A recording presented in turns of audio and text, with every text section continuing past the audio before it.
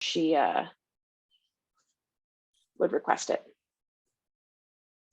Recording in progress. Thank you. Also because you're awesome, but yes. Thank you. Leave meeting.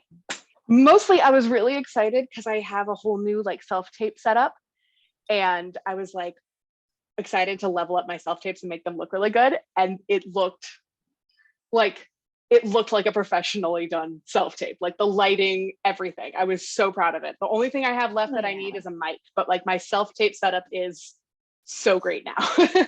And it wasn't for a very long time. Sweet. All right, let's get started. Let's get going. Ready? Okay. One thing about me is that I am a ranger, and I like to shoot things with my long bow. Don't get in my way, or else I'll say, hey, big monster, your head's gonna blow. Okay, now we can go.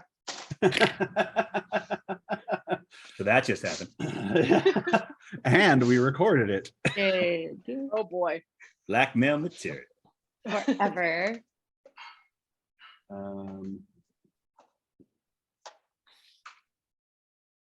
So, when last we left our heroes, evil, you had fought your way into this keep, fought some big, bad, evil, ghostly guy. You'd all were pretty beat up with all of the fights along the way, but you came out on top with Allard doing like a zillion points of damage in that very last.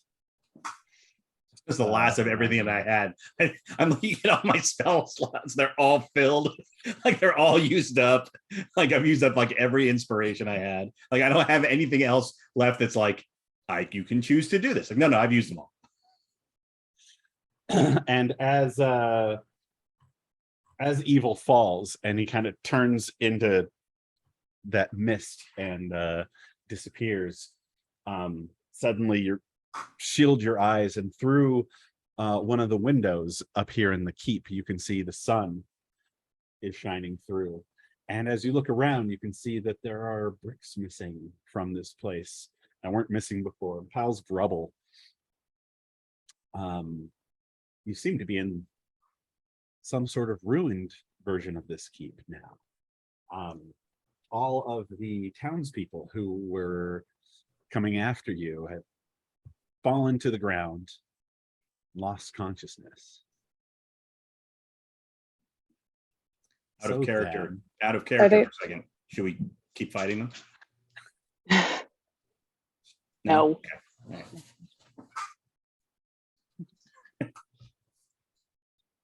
All right. We should see if they're Chop up all still their heads. alive. Yeah.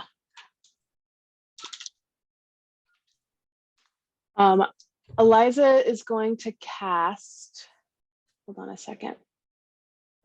So let's see. Oop. So let's see, sorry. So is there like a five? I'm not seeing it on anyone on roll 20, but I'm gonna cast Healing Spirit at the 3rd level. So a cube of 5 feet. That might just be one person, but a cube of 5 feet will get 2d6 of healing. We can keep dragging. We can keep dragging the And townspeople. you can keep dragging into the it. square. Yes, exactly. So I'm Each going to round, cast though. Healing Spirit, and like we're going to shuffle people through the Healing Spirit. I think you only get a couple Or just passes through, but Yeah, put them all in a line, and yeah, we'll Yeah. get as many as we can, and then right. I think I have some healing potions in here somewhere. So I cast that one. I am out of spells now. I have And three. I that have 3 was potions of last healing, and time. I'll give the 3 to people who don't get a chance to go through the Through the Through the healing. there's Yeah. a good 25 that are alive, Okay. and probably 15, 20 that are husks, just dead. And I don't give them healing potions. they, here you go. Oh, Damn, it's not Wow, working. man, come on! I thought you had that. Oh man. Good catch. Oh, dead guy. damn it. Sorry. Ergoon would like to kind of look out the windows and like the debris and just see what's going on outside of the castle. Make a perception roll. For the healing crew, you kind of gather everyone around. Eliza goes around and just helps boost everybody up. And you can see that they all start to wake up. Some of them stop looking so like a lot of them have like Dead? hollow cheeks and like hollow eyes, and they certainly don't look like they've only gone for a they've only been gone for a few hours, few days. Mhm. They look like something has possibly been Feeding off of them. Just sort of like rub a couple of them on the back and like pat them a little bit. And it's like, you're all right. You're all right. Here, It's you know, okay. and like hand them some pocket bacon. Yes, Maybe I have. they're all Eats happy up. for pocket bacon. Oh yes, the healing power of pocket bacon. Ergoon, you look out and you can see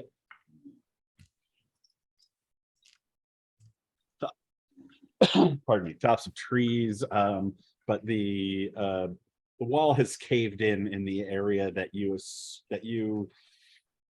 as a ranger kind of remember, like, oh, it would be this way to look towards the town if that's what you're looking at. So mostly what you see are other mountains and trees. But it still feels like we're on the same plane.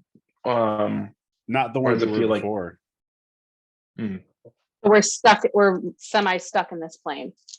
No, I think he's saying that we're not on that plane anymore. Oh, okay. We're Yeah, So we're no, back there- in our there home was- plane. There was no sun in the other plane. That's right. are we? Allard says, are we back? We are back. Yes, I believe. Huh. Yeah, these poor people. We need to figure out a way to get them back to town. I mean, there's a road. We just have to walk it. How many of them do you think can walk? Slowly. Oh, here we go. 1, 2, 3, 4. I have 6 charges on 6 healing wound charges, so I can heal 6 more of them. Nice. Sure, why not? I'm just going to use all these things. All We're the stuff. very much assuming we're going to be able to rest too. Meanwhile, Well, yeah, John- we're going to keep them from dying first. Yes. Let's keep them from, and maybe we should camp here because Yeah, none of us are Let's really. have camp for a night. Yeah, Take a wee bit of rest. Yeah, a lot of them are very hungry, and aside from the pocket bacon, which they very much appreciate, I might have something we can do with that. say they need some food. I mean, can one of you like pop out somewhere and grab some food and come back? Grubhub. So Allard pulls out the portable hole flip, and he's like, "Hang Oh, on." that's right. He climbs down, like, and you see like an end of a rope gets thrown up. Here, somebody pull this. Eliza pulls it. So like there's he ties like a cask of ale on there, and then it's like there's some provisions in there. In fact, all the provisions that we had bought for the party that are still in the portable hole when Allard left. Oh, that's so funny.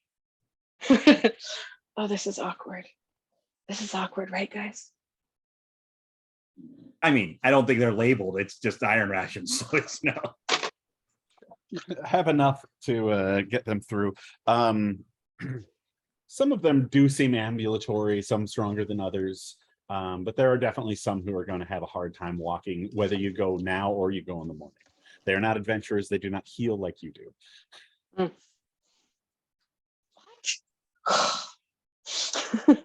Well, if there's any that can't walk, maybe we can make some sort of like litter or something where you can drag them back.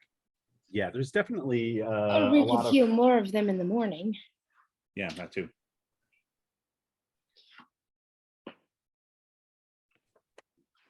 Should we explore the castle and find a place to sleep, or just stay here and Is there get more to some this tower? rest? Is there more to the tower than what we're seeing, John, or is it pretty much just this one? Like, is it like just empty cylinder above us, sort of a thing?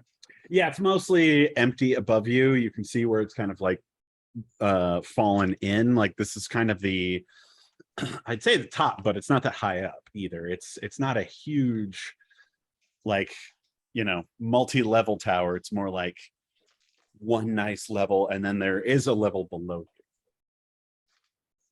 I should. Is that where this door is, John? Or is this actually a door, or is this like where Ergoon Yes, is? that's the door you came in. Okay. Is there a obvious way to get downstairs? I You want can to walk go up downstairs. to the like altar air. Oh, never mind. Oh, that's where we were before. Okay, gotcha. I'm going This back. is the downstairs area you were talking Yeah. about. Okay, so I wanted to go up to the sort of like chair, altar, whatever thing that he was seated on, and just like look around there, see if there's any like, I don't know, anything he left, or like any like trapdoor or The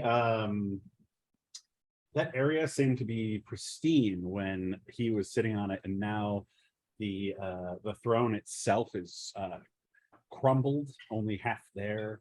And it doesn't appear to be anything around of note, other than, you know, rocks. Maybe some dead bird bones, Gotcha. as opposed to live bird bones. those are scary. Roll initiative. What? No, no, live John. bird Bad, bones. John. Bad. So as we're helping the people, Allard like turns to Eliza and says, "Are you okay?" Yeah, sure, I'm fine. I don't know what you're talking about. I'm fine. Look, Everything's fine. I know now. I probably should have mentioned Celine. Oh, I- that. But She wasn't takes really a second, trying then to she bring it goes, up. Allard, I mean this seriously, but it's going to sound like a joke. If I ever get in the king's favor again, the thing I will be petitioning him for the most is to ban you from marrying Celine. Because then I know you won't do it. You better hurry up. Look, I admit she's a little stabby. But yeah, we settled things, and I don't think she's going to do that again, unless I want her to, which is a whole other story. I don't want to hear about that. I don't want to. No, No, no, no, no, no, it's no, no, fine. no, no, no, Just no, slipped out. no. I am just. Someday I'm going to find my mother. Who's alive, which is amazing. And Right. I'm going to take over my father's keep. And I am going to live there and retire, raise my children next to your children. Which means that if you are marrying her, do you have a problem with bearded children? Perhaps you should spend some more time around dwarves. It's not very diplomatic of you. He kind of chuckles, and I will say that your father, Mm. who you know I dislike, Fair. was moderately helpful in pushing the demons out of Highkeep. So I have to give him that. Well, I'm glad that he, at the very least, is not a true, real, and actual demon. That is fair. Pretty close, though. I don't think you have to be a demon to be an asshole. Very true. It would explain it a lot more for him, but you know. It would certainly make things easier.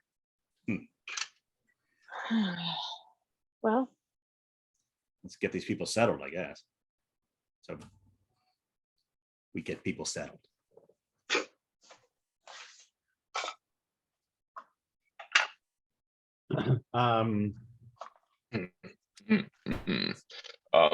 I was gonna say it's not terribly comfortable, but with the portable hole, I would imagine you've got pillows and blankets and shit. yep. Rugs. It's not supposed to be terribly comfortable, but somehow you make it so. What was that? What was that, Ben? I am confused by a number of things. Okay. One, you have hole with food and drink. There's also a fountain. Do all high keep people have, like, special people have these? No, that's ours. That's He just us. knows how to use it. Also,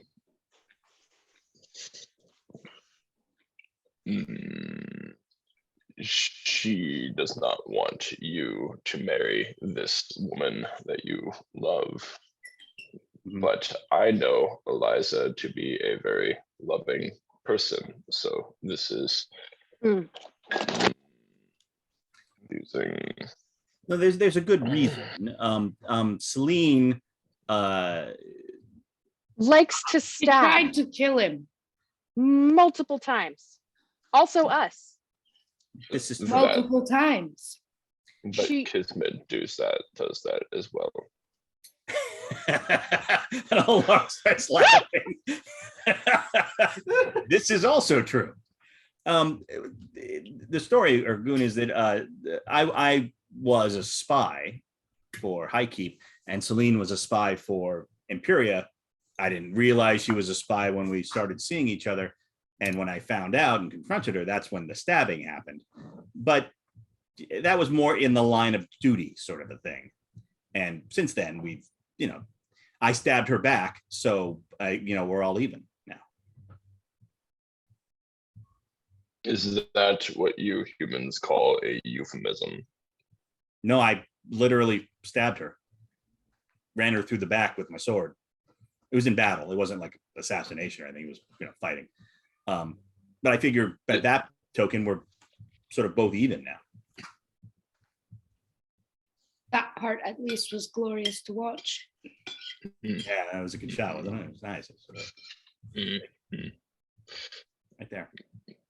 The long and short of it is they are not going to have a healthy relationship, but somehow I doubt Allard would stay in a healthy relationship. Wounding, sort of. Is it?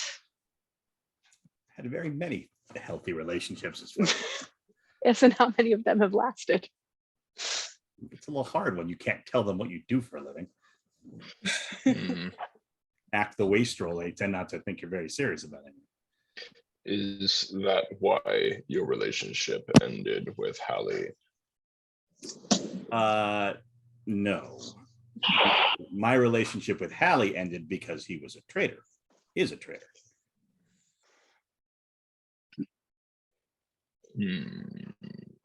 That's a strong word for somebody whose intentions are exactly what the king is asking you and us to do now. But that, as I've said before, Kismet, it doesn't that doesn't matter really. It doesn't matter. It matters what his intentions were then, which Yes, see, it doesn't matter to you.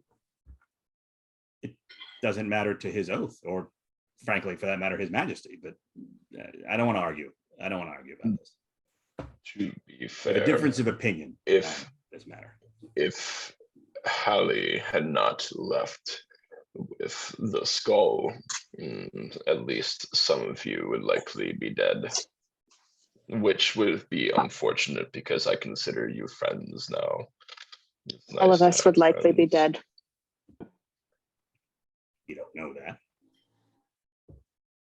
But I mean, I do like the sentiment, Ergoon. I mean, I don't want to pass over that part. You can't go back unless you can control time or something. I know time controller things. Very confusing. You're very forthright and straightforward and honest in your expressions, and it's a nice change. It seems to be the most easy and pragmatic thing. Things usually are faster and easier if you confront them.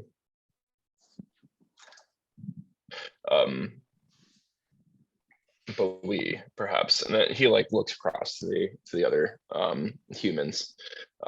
Perhaps we are using our time ineffectively. This keep likely has some sort of stable where there would likely be a cart or something. I can go find it and see if it's serviceable. Well, that would be good, though. We probably should get a rest in here for these people and ourselves, quite honestly, before we try to travel. I mean, if something attacks us on the way back, I don't think I have nothing left to throw at it other than like I think there's a jug of wine in the portable hole I could huck at something. This keep is more ruins now than it is a keep. Hasn't been a working place in probably hundreds of years.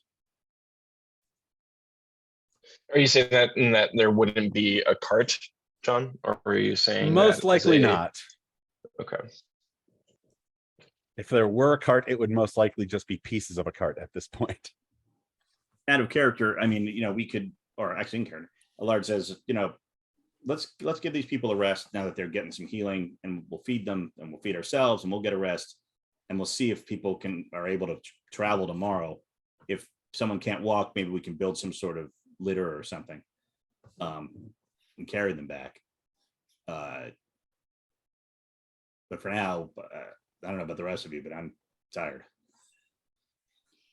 I will It's been a long day. I will take first watch if you wish to rest.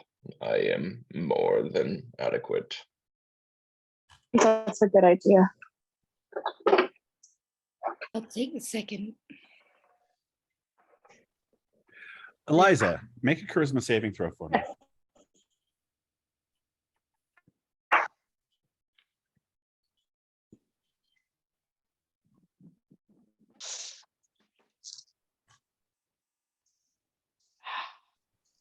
If you said a number, I did not hear it. Sorry, I had to grab my dice, which was in the other room. Okay. My dice are Well, still on the table. I keep dice in every room just for that emergency. I've got this. Oh, a 9. Not great. Oh. All right. Hang on. I need to grab my. Shit. Need to grab his something. I don't know what he said. I haven't gotten a chance to rest yet. I need to grab. I'm going to go with catapult. He needs to grab his catapult, Catapult. Cool. which oddly has nothing to do with cats, but it's a weird name. Probably got some sort of weird French Germanic meaning. I saw a video on these people who, I guess there's some castle in France that they're building it using 13th century construction methods. And in this video, the guy was trying out, like, because they had a wheel, people would walk in it in order to like hoist up things. And he was operating it. It was pretty funny.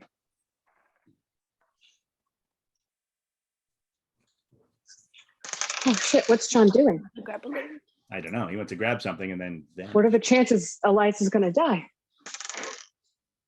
I don't know. My magic 8-ball's in the other. Oh, there he is.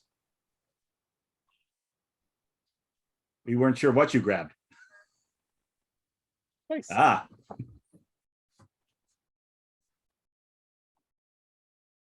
Well, now I'm going to wait for everyone else to get back. Ben said he could hear. He was And just yeah, drinking he's LJ, yeah. I don't know what I was doing. LJ said she'd be right back. It'll be just a second. So my wife has been frantically cooking food for this war thing we're doing next week. So like the house has been smelling like pasta because she's making pasties. Oh, Like meat pies and stuff. yeah. But today she was making apple turnovers. I'm like, Ugh. I'm like, you're making it very hard to work.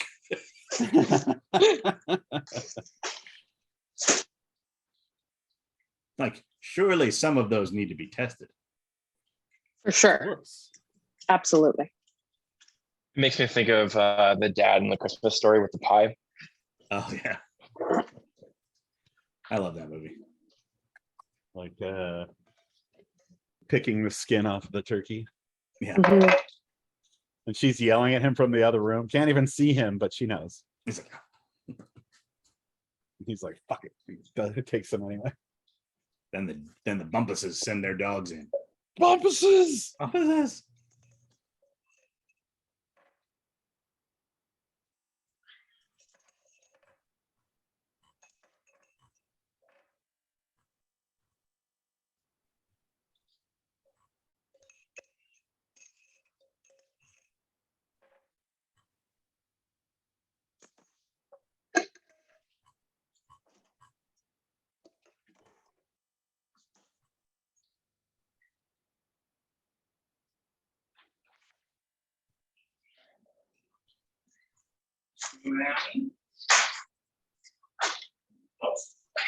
Don't need to go outside of here. Just almost.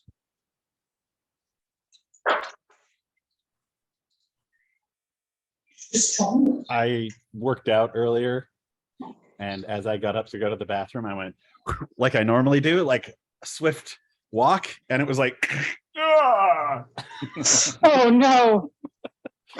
It all hurt, and all it was like laughing and going, oh god, Oh, it hurts so much. oh god, that hurts.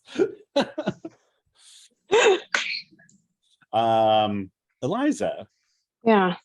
as you're all prepping to get everybody at least comfortable enough to sleep for the night, suddenly there's just this searing pain in your chest.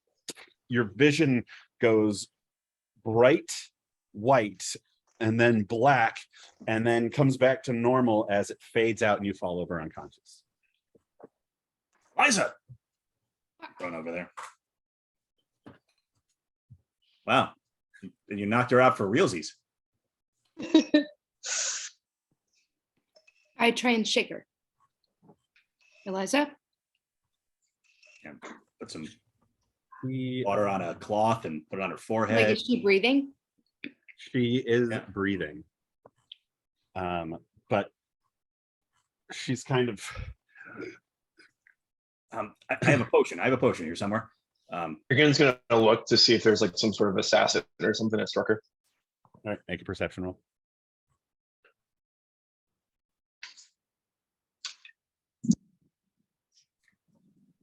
I'm gonna try pouring a potion down her throat and see if that does anything. And that's all I have.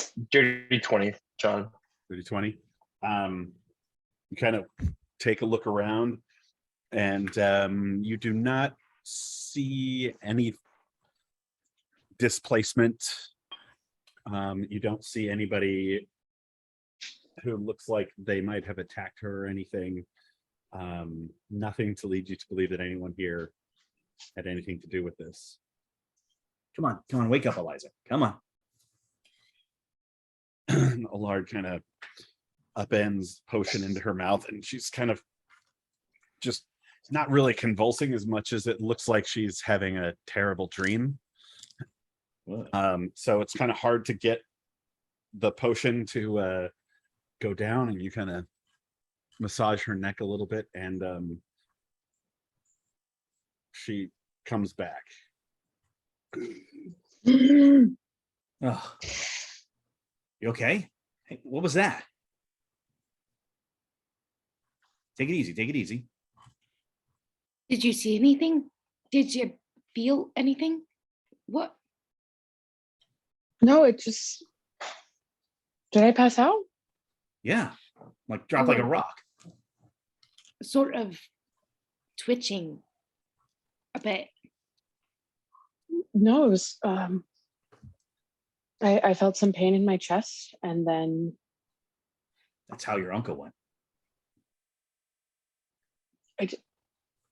it could be a heart attack. I've had a lot of stress recently.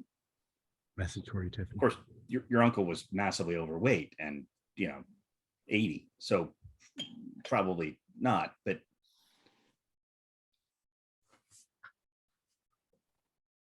how do you feel now? I am trying to figure out. Sorry, John, did you send me a message?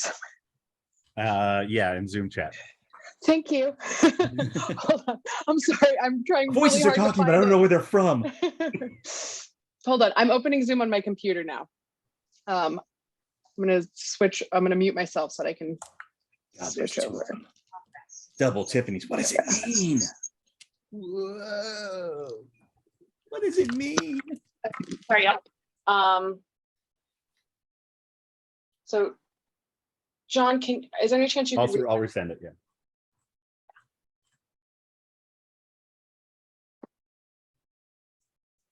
Oh, for fuck's sake. Tiffany Cornwell's not in this meeting. Then send it to Tiffany Cornwell. There we go.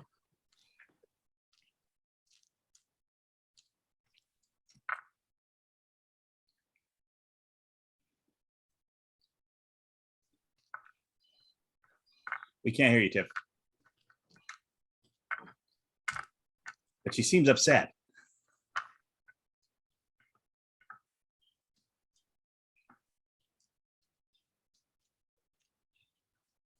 You hear Two me now? words. Yeah. First word. You can- Very soft. That's better. Okay. It felt, I don't know how else to explain it, but it felt like someone was taking my life out of my body. Attack from somewhere, maybe. I think we need to get out of here. These people can't travel. I mean, we can Maybe leave 'em. we make a camp on the bridge. Or just I'm not outside of spending the it. night Yeah, we can. Yeah, we can carry them outside. Certainly, Take have the- shelter in the trees. we have the tent for the worst people. Ortho's pavilion of plenty. It can sleep 5. So if like the worst of the worst, we can put in there, and then we could guard them. How many are there? 20. But maybe there's only 5 that are like, or maybe there's a couple that are like really bad, and we put them in there. Yeah, there's about 25 people, and probably 6 or 7 of them are And we could probably squeeze real 6 or 7. rough. There's like a most of dining them area, office, and a kitchen, so we could probably squeeze a bunch of people into it. Let's everybody, says Allard. Let's Yes. we're It's not safe here. yeah, we're gonna get out of here. Let's everybody help each other. Let's get people outside. We have to make We all it. need to work together to make sure everybody who's still with us gets out. No one gets left behind. The people who are already dead. Yes, we'll leave them. We'll come back for them later. They'll keep. All right, so we do that. I'm gonna help Eliza up and be like, "You okay to walk? You want me to? I can carry you." You have 1 hit point, by the way. Or how big was the potion you gave her? Oh, it was fairly large because that was the only Is I had it left. a greater or a 3, 6.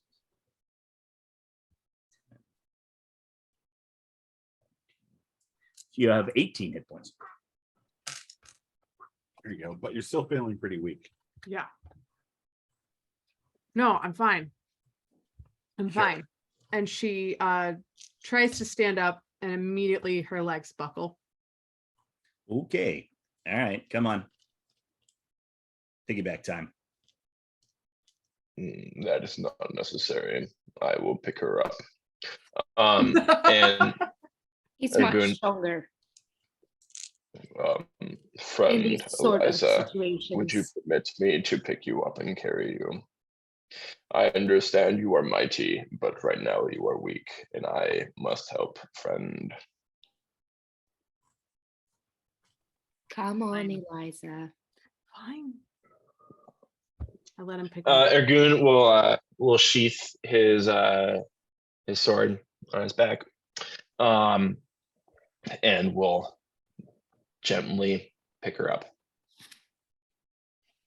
and will put her on one arm so he can still use a small sword if he needs to, because he's strong like that.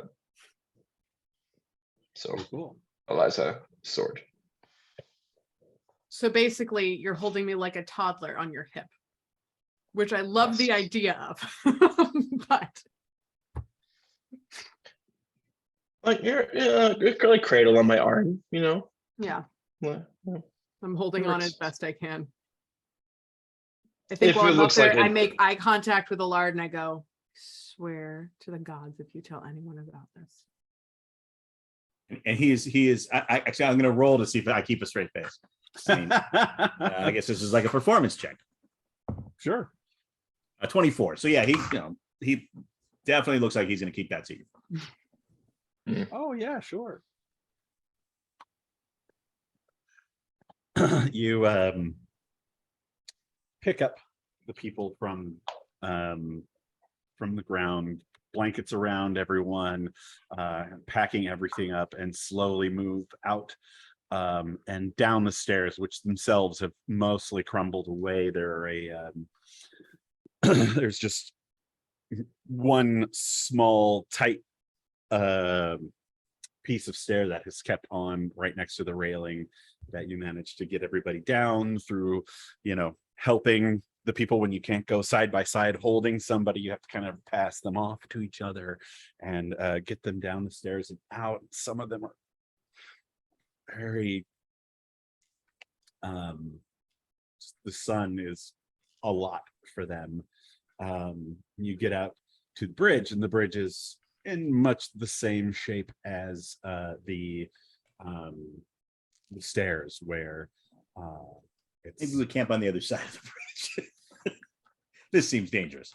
pretty Can we cross Nasty the and bridge crumbled. safely? Sure, make some sort of check. Investigation, maybe, or Guess. That's a natural 20. Oh, let's see here. I guess investigation. That is 22. 22. because Um, investigation does say determine the weakest point in a tunnel that could cause it to collapse. So Oh, that there you go. There you go. Because in order to figure this out, you kind of need to go out and get on the bridge, Yeah. which I'm sure does not intimidate you. So No.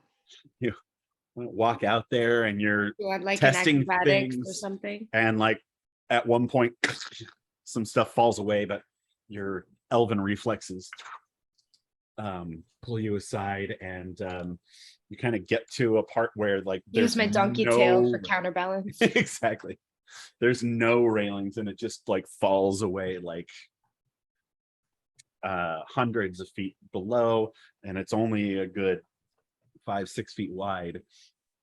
And you test through there and it looks good. You manage to get to the other side and find a trail that you can take. There's parts of the trail that are riskier or just straight out death traps, but you seem to have found a trail through from one side to the other that everyone can use. Actually, question. Yeah. One thing I remember from the last time is when Kismet said, if you're that powerful, then you can make my tail go, or if you're actually here, then you can make my tail go away. And Autumn Daddy went like that. He Right, but it tried didn't to, work. and it He didn't tried work. Oh, it to, didn't work. Okay. He was very annoyed about that, actually. And almost scared for a second. Yeah. Probably have to have a conversation with him about that at some point. All right, let's get these people settled and some sort of camp. Yeah, you slowly over the course of the next hour basically get mark out the trail, make sure that everybody goes across it correctly. You help the less mobile ones cross the places that are harder, and eventually get over to the far side where there's an old dirt path. At one point it may have been a road, but it's now kind of down to a path. This place does not see much traffic in and out, but you find a nice open spot for the tent, which doesn't take much because it's a 6 foot long by 3 foot wide tent. And set it up, say the magic words, open it up, and let the people inside.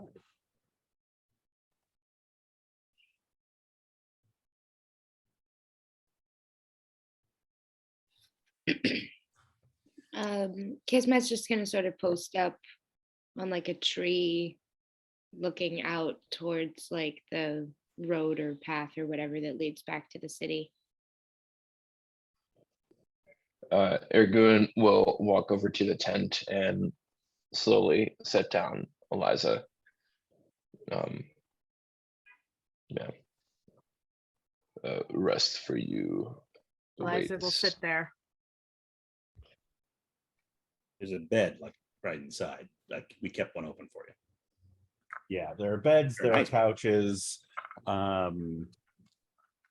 table. There's a whole stove system. Now that you're outside, there is probably something edible in the forest near you. So if any of if Ergoon, if you wanted to go hunting or anything, I don't know if you're a hunting type of ranger, but Ergoon can try. I will roll for such a thing. We did that. We provisioned the tent at one point, so it probably still has food and fire. I roll this 16 for nature. It'd be the same for survival. it's a survival. Yeah. Yeah, they're both +5, so that's what it would be. Anyone 21. else? 21. Ooh.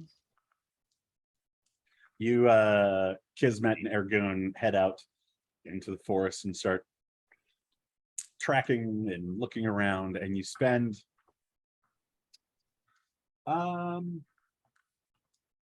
maybe like 2 hours out and about. You find some root vegetables, you find some berries, you find a big thing of rabbits and manage to get a couple, and a couple of rabbits, a couple of birds. It's enough to make a stew for the night, most likely. And And meanwhile, I I was gonna know- say, meanwhile, Allard's like gotten a big cauldron of water going, and he's gotten like, there's some onions, old onions in there, and he's like, chopped up some stuff to start the base of the stew. So when they come back- Eliza has. and I know Kismet has a little thing just for this. I do. Eliza has fallen asleep sitting up, but right back. Keep going. refuses to lay down. Sitting in the comfy chair. As she does. We make our way making stew, and I get to use my spice pouch. Yay! What is it? The Hubers something. Howard, whatever Keyword. you said. The handy spouse pouch. The spouse I have pouch. 10 charges, and I haven't gotten to use it yet. I can speak the name of any non-magical food seasoning and remove a pinch of the desired seasoning from the pouch. The pinch is enough to season a single meal. The pouch regains blah, blah, blah charges at dawn daily. Oh, cool. So I get stuff back. Yeah, because you're probably going to need all 12 of those charges to Yeah. do this yeah. stew, because you're looking at feeding 30 people. Yeah. So But yeah, rabbit. So we're gonna do like some salt and pepper and a little cinnamon and some ginger and more salt and More more pepper. salt. But 12 yeah, so we salts. season her up real nice, and we got some tender little rabbit meat to throw in there, and our little rooty vegetables. Yeah, a couple of the locals who aren't feeling so bad are willing to help out, like, you know, get all the meat off the bones, and like they're good at skinning and all that sort of stuff. And you make a actually quite tasty stew, and people start to spirits start to raise.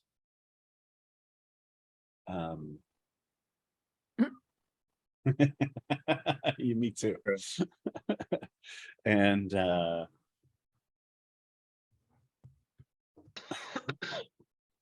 Willow just goes, Allard, maybe you could play some music for the people. Willow would say that. So yeah, Allard pulls out his mandolin, and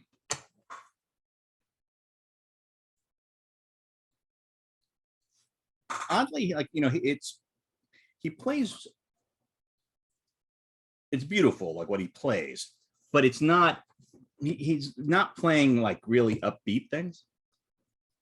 I mean, they're beautiful, like ballads, and a lot of them are ones that he knows that Eliza likes, but Right.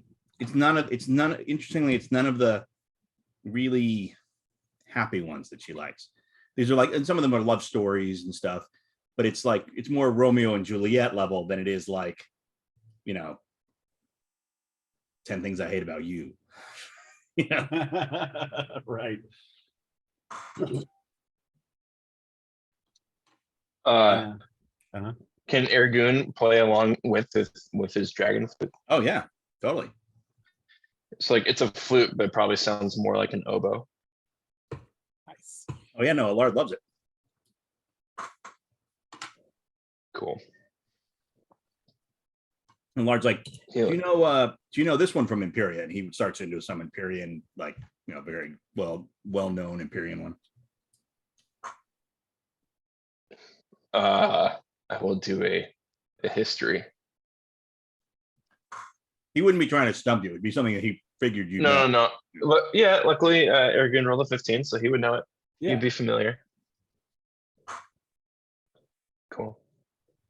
Yeah, you start playing some songs, performance checks, or one of you can do it with advantage. You will probably be better at this than me, Brian. God, So you can have it. Yeah. I like to think that as Ergoon's playing the flute, there's a little bit of like smoke and fire that comes out of it. Out of like the little holes. 27. 27. Yeah, you play tunes for probably about an hour as people eat. Some of them quiet, some of them they sing along. These old love songs, and even, like, I imagine, I don't want to say a dirge, but it's like, an Irish death song. Yeah. Irish songs are about a couple things. Drinking They and seem death. the songs he's playing are solemn. Yeah. In a way. But yeah, it's like the dwarves singing about the mountain in Right. The Hobbit. Yeah. It's the mountain cold. Mhm. Kismet got the stew together and seemed to really sort of take pleasure in serving it to these poor people, very sort of genuinely smiley and kind. But once it was done and Allard started to play, just sort of drew off to the shadows on the edge of things, just sort of sipping a flask and minding their surroundings, not really taking part.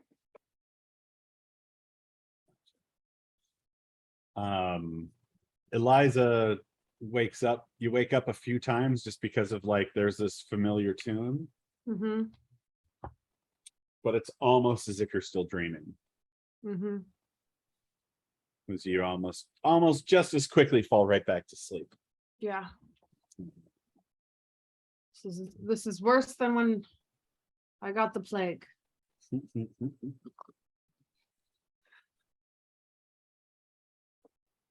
You said you just had a cold. I'm fine. Uh, I just had too much to drink. It felt like the plague. I had the pinwheels. 2 exits, no waiting. Yeah. Do you set watches for the night? Yeah, I think Eliza wakes up and she's like, I got second watch. we'll wake you for it. Mm-hmm. Yeah. Ergoon already called first watch, so he'll just continue to do that.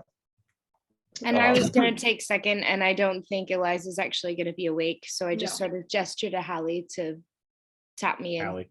Oh shit, to Ergoon. Ah, It's hard I sometimes. miss him so much. I love Ergoon so much too. That's why it's so hard. Mm. Ugh, okay. Yeah, I just sort of gesture to Ergoon and just go, okay, take. You I'll take all, one of them. I'll take third or last or whatever. you sleep through the night. Those of you who can sleep well and get your long rests in.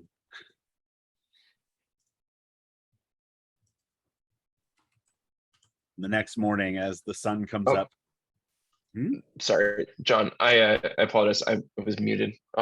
When Kismet takes over Ergoon's watch, if it's okay, John, I know you're kind of in a role. No, go ahead.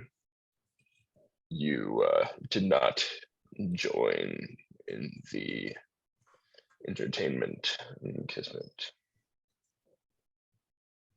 It seemed you found your something else to take your mind off of things. Any emotions towards her flask? Well, it never hurts to give it a try. But it's complicated. With Allard, with our friend Hali that you saw sort of earlier. His return is I don't think it's easy for anyone, him included, but it's hard. It's hard. That's all. So I don't begrudge anyone a bit of merriment, but I'll not be joining in this.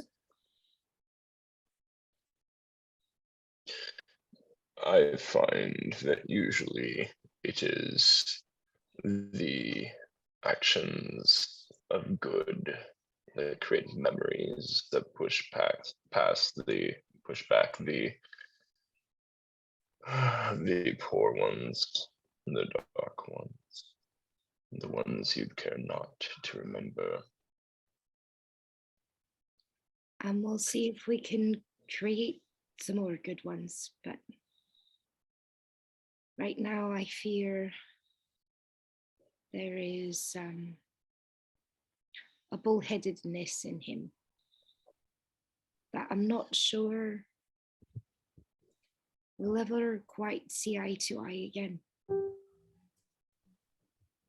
Time will tell. It seems to me that usually people who are bullheaded don't agree with each other.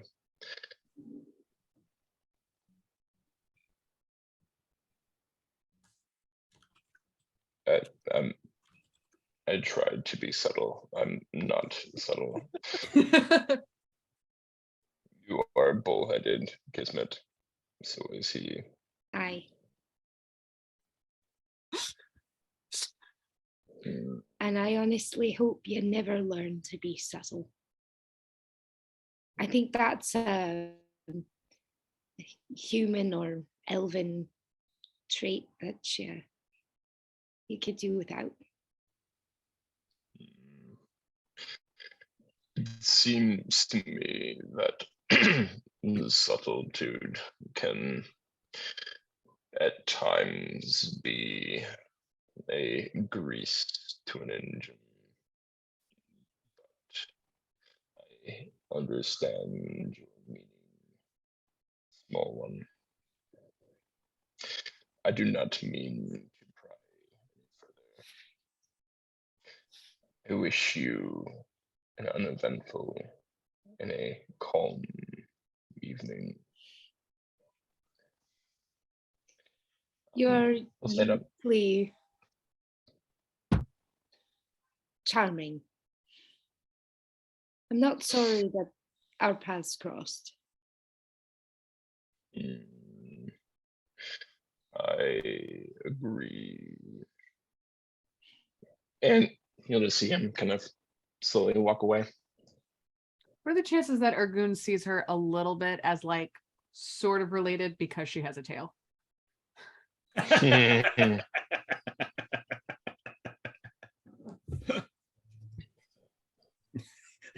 Eventually, Fade Daddy gets to remove the tail, and Ergoon's like, oh. I liked having.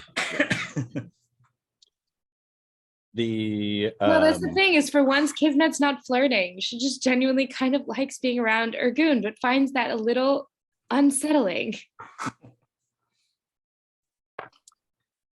The early morning sun rises, and the townspeople who are feeling who aren't as desiccated as the other ones are kind of getting up, starting to move, and trying to kind of pack up and get ready to travel with the ones who aren't doing so well. Within a couple of hours, kind of give the weak ones some leftovers or whatever you have, just for a little bit of food to give you strength as you leave, and you head back on the road. Back to town. Back to town, which now you can see is really only a couple miles away. For these poor unfortunate souls, it is every step is is difficult. It's hard. Despite the healing that you have given them, they are not made of the tough stock that all of you are. They are in fact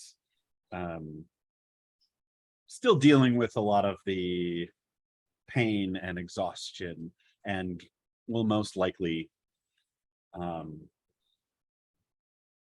take a while to be back to normal. But as you leave, or I guess last night a little bit and today, they are grateful to you for coming to them and saving them and defeating the evil being that had trapped them, ridding their town of these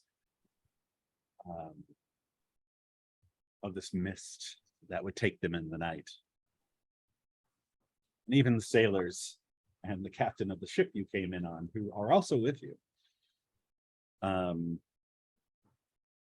are quite grateful. Question. Mm-hmm. Is Eliza back to full? I mean, I'm back to full health, but I'm guessing, at least role playing wise, she's still a little on the weaker side. Yeah, you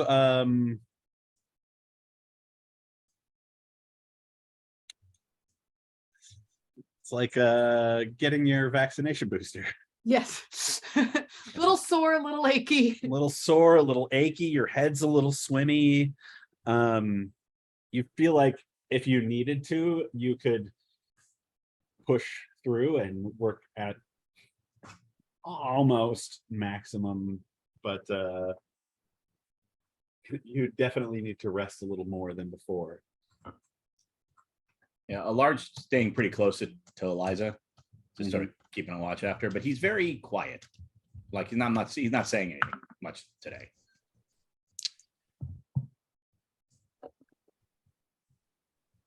I think everybody's a little bit clammed up, you know what I mean? Like Yeah, not yeah. really, like sort of, we did the thing and now it's awkward again.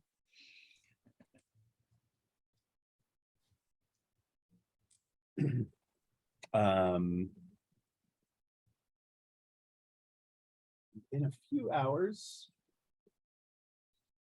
having to take some rests with some of the weaker ones, you make it back to Whitebridge. And as you come into the town, people start seeing that you're leading a group of lost people back, and you see like a man carrying like this big basket of fruits and who knows what else, who kind of looks over and sees you and like, oh my god, and he drops it, and fruit and bread and stuff goes all over the ground, and he runs up, and he his wife and his kid, and he kind of holds them both. So thank you so much. Yeah. Hey, everybody.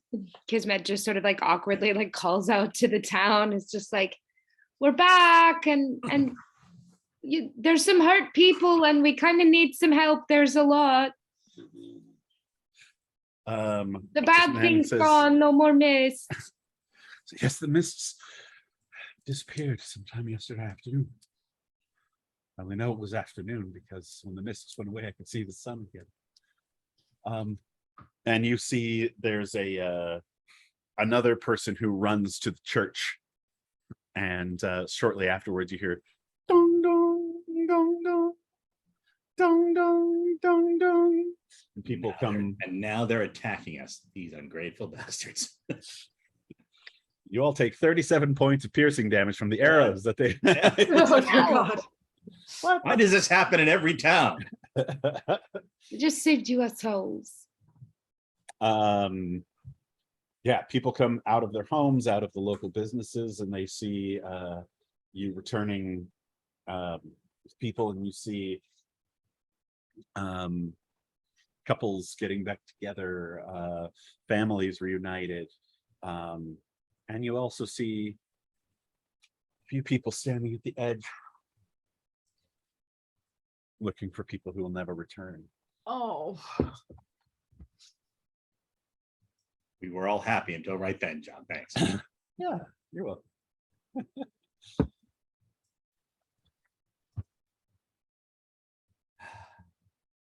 Well, I'm sorry for those of you who are still looking for someone. We brought back everyone that was able to be brought back. I don't think there's going to be any trouble for you at the tower if you'd like to go and collect what's left of your loved ones. There were remains that we couldn't bring back.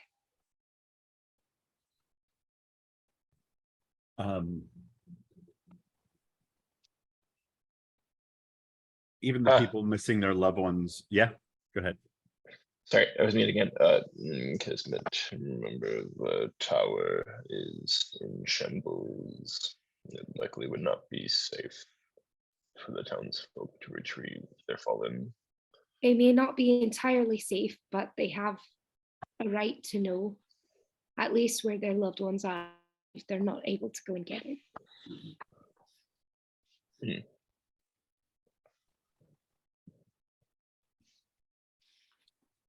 Even the the people who realize that they have loved ones never coming back. Like some of them leave, they thank you for letting them know where they can find them. And like there's one woman who comes up to you and says, thank you for bringing our town back. Even my wife never told me. Done a great deed here, bringing everyone home. Thank you on behalf of the town. Thank you.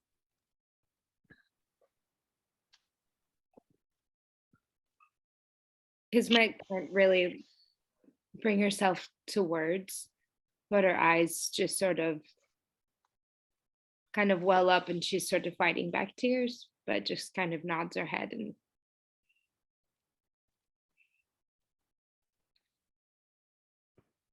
retreats a bit to the edge of things.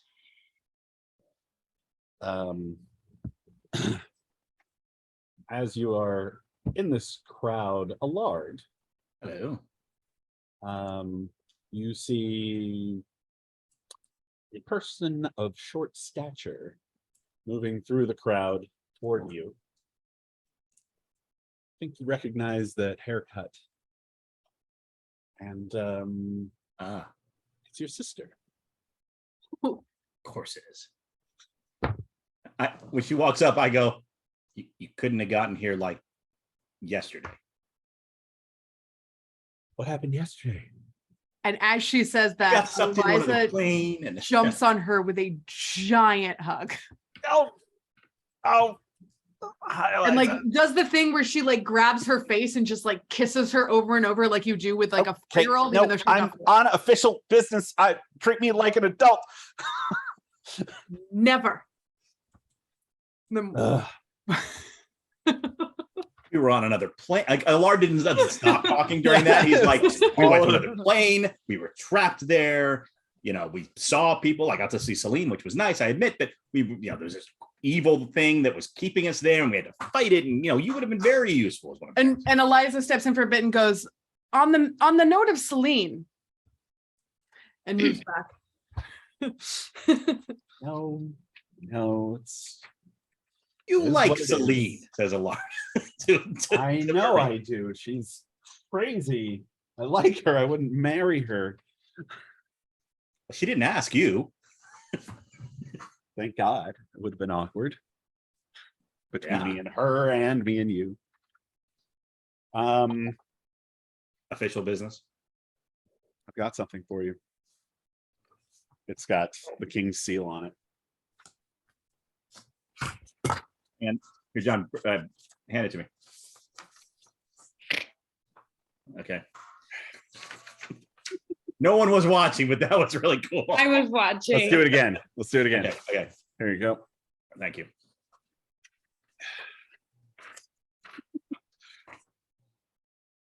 Okay. Right. Okay. They sent you all this way to take you back. Yeah, I'm at this point now where I'm more powerful than all my classmates, but not powerful enough to be like Avery. So, they kind of send me out to do teleports and shit like that. Scare me so much sometimes. Yeah, It's great. I'm just saying. I mean, it's great. I like it. All right. Ergoon is kind of like just trying to take this in because he probably doesn't know that Highkeep has this prodigy of a mage just in there, like holding it like in their cards kind of thing. And I Just think about Allard like Imperial. He's realizes like, it. "Hmm." Allard's like, oh, Marie, this is Ergoon from Imperia. Oh, shit. Ergoon, this is my sister You're a Marie. Draken. Oh, that's so cool. She like puts her hand out to shake. And it's like one finger. She's like, what, 15 maybe now? Yeah. Yeah. It's like, oh my God. Tiny human. Yeah. let's tavern. Give me a bit, Murray. Yeah, no problem. Is there anything cool around here shopping wise? I look around like the village that's been like oppressed by the mist. I'm like, no. She Nothing wasn't here cool. yesterday. Shopping experiences are thin on the ground. It was, this whole area was imprisoned in a extraplanar mist. Maybe there's something left over. I don't know. Wow, yeah, that's a lot. Okay. Maybe I can find a meat pie or something. I She kinda like, gesture. wanders off. I kind of gesture to the others. Can we talk in here? You know, there's like probably some empty tavern because probably the whole town's in the street like celebrating. Yeah. Okay. And Allard like will go into like a tavern. Tavern that you stayed at when you first got here. Yeah. Oh, the one where we had the person that was hiding and we told them to keep hiding and Right. Yeah. So it's probably, is it like empty, John, or is it like there's people in there? Right now it's pretty empty. There's also like kind of a second room off to the back. I peek my head in the kitchen and just like say hello. That's some people you don't recognize. Are you open for business? And she holds up like a couple silver pieces. Yeah, please. Can we use your the room? Certainly. Go right ahead. I'll food, drink. Drink. Yeah. I like that. Both. Preferably separate, but both. Agreed. That. All right. I'll He bring you said- something in a minute. That makes me think of an alcoholic soup, though. That sounds interesting. I tried something similar when I was in cadets and it didn't go well. Okay. Kind of head toward the back. It's a kind of a private room. It looks like maybe for the more upper class people who are staying overnight and don't want to mix with the lower class folk. It's kind of nice in here. So Allard like kind of goes around to and sits and waits for everybody to sit down, and then he's like, I figured we'd be ending up talking about this eventually, but you know, now it's here. So the thing that happened with Hali in the mist, I mean, look, it's clear we're not ever going to see eye to eye on this. I mean, if nothing else, that's what that told me. I mean, even if Hali hadn't left and had just proposed what he, you know, said we should not take the skull to the king, we probably would have been in this argument anyway.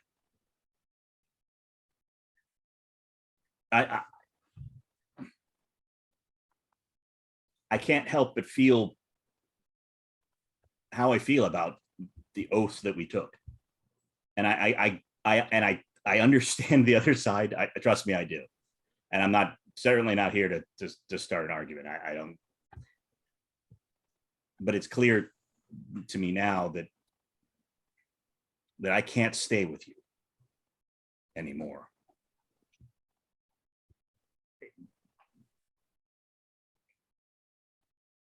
I think we're all on the same side, but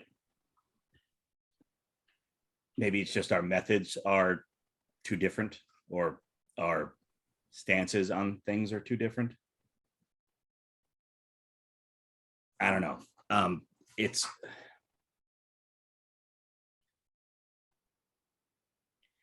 We've been through a lot, all of us, before we met and together. And we've all grown a lot. And perhaps we didn't grow in the ways we all expected to, or expected each other to. Certainly never expected to be sitting here with this, and he pats the sword at his side, and expected Gregor to be sort of where I'm standing now. But maybe this missive from the king maybe this is a sign, or maybe it's just serendipity. Is your mission to find Hali? No, But still, well, not eventually, maybe. The High Keep and Imperia have temporarily allied themselves together. There's trouble on, and I look at Ergoon and said, there's trouble on the southern border with the Jahan, and I'm to go there and teach, help fight the demons. I'm supposed to instruct, but I mean, honestly, the Imperians have been fighting the Jahan for centuries, so I don't know what I'm going to teach them. But Celine and I are supposed to go there and joint task force sort of a thing. But look, when that's done, I fully expect that I'll be sent back to get to Hali. And I know that maybe it's better that I'm not there if you catch up to him first. You said that our status is in flux and revoked until such time that we present ourselves to the king and explain ourselves. Mm-hmm. Perhaps by the time you're done doing what you're doing, we'll have more to explain.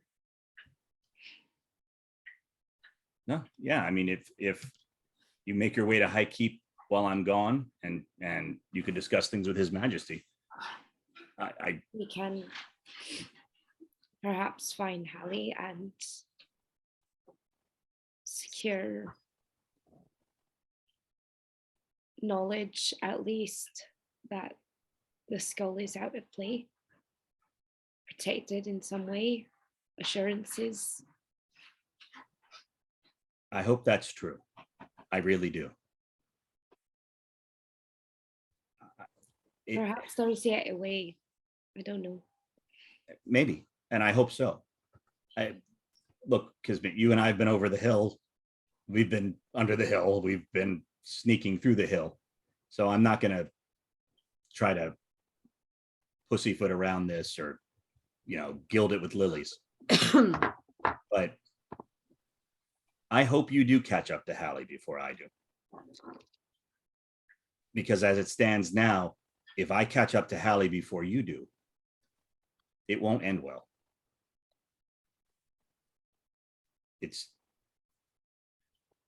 I'd like to say it's not personal, but the orders are the orders, regardless of whether or not I have feelings about it or not. So I hope you do catch up to him before I do.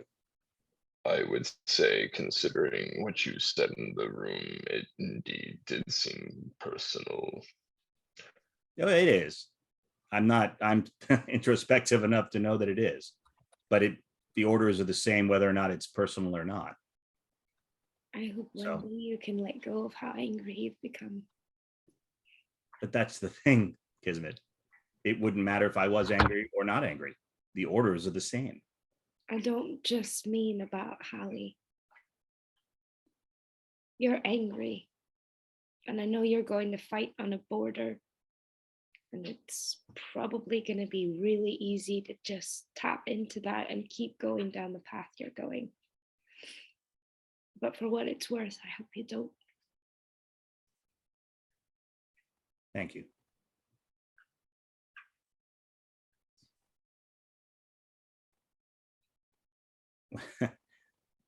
Gregor used to say that there's no point in anger. happens or it doesn't. And it clouds your mind and keeps you from seeing what's important. I try to keep that in mind. As hard as it is. But I do wish all of you well, my friends. Hopefully we will meet again. And Allard kind of looks, and Eliza's gone. He kind of sighs. Well, Kismet, be in charge. He didn't leave me a choice. That's the best plan. You do best when you don't have a choice. It's when you buckle down and do things that no one expects.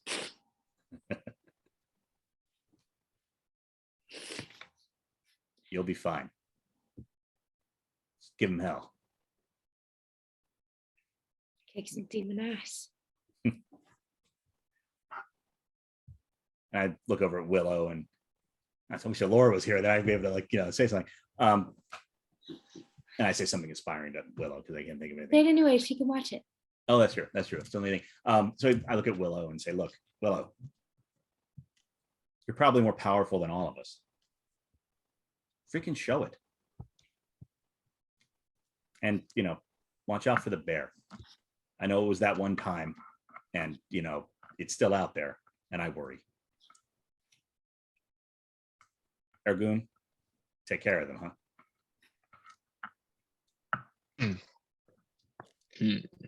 Yes. I suppose I will, in your absence. Sort of makes me feel better, I guess. And he kind of looks again to where kind of Eliza was sitting, and all right. Till we meet again, my friends. He kind of nods and gets up. And he walks to the door and pauses and as if he's going to look back for a second, and then goes through, closes the door behind him. And he goes up to his room. I got to go to the room and pack. So he goes up and starts packing stuff.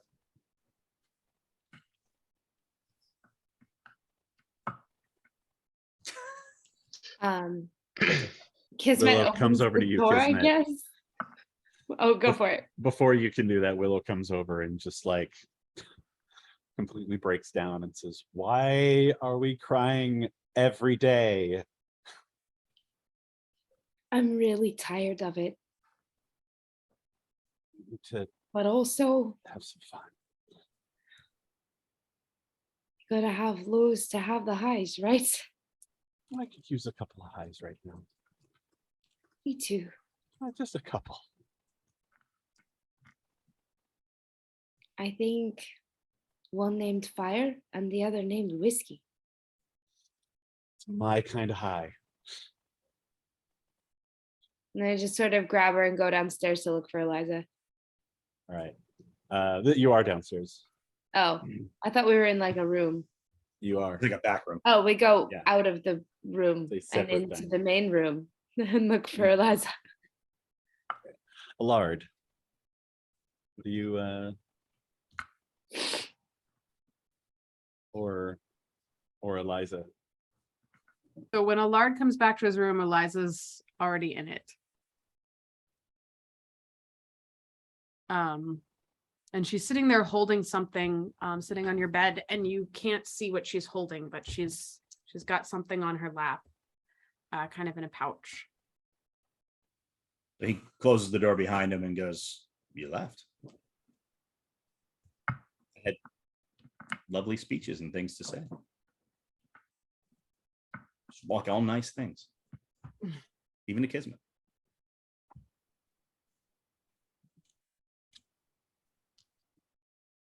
When you were gone the last time, I had someone spying on you the whole time. They couldn't tell me much, but they told me you were alive. And then that you were in danger. And then they came and gave me a bath. It was very confusing. Okay. I have spent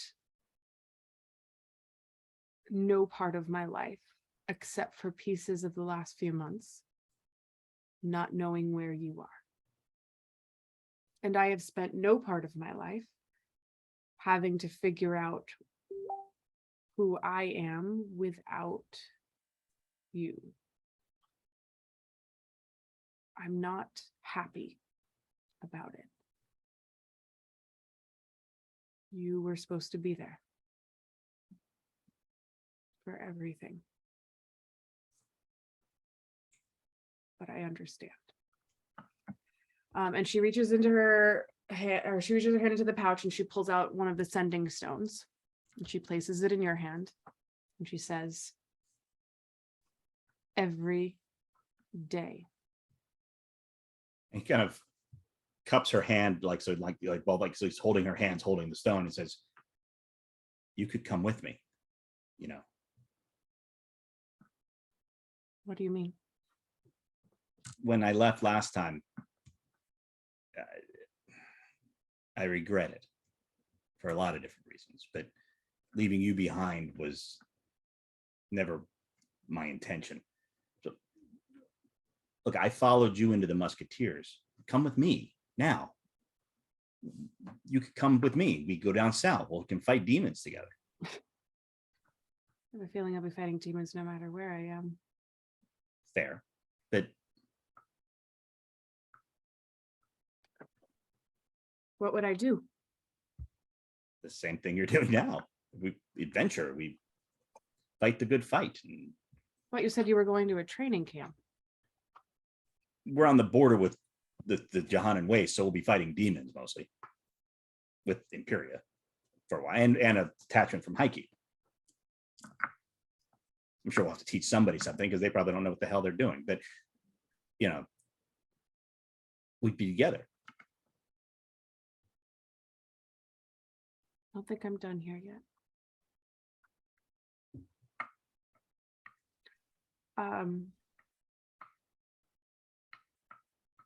I know, says Allard.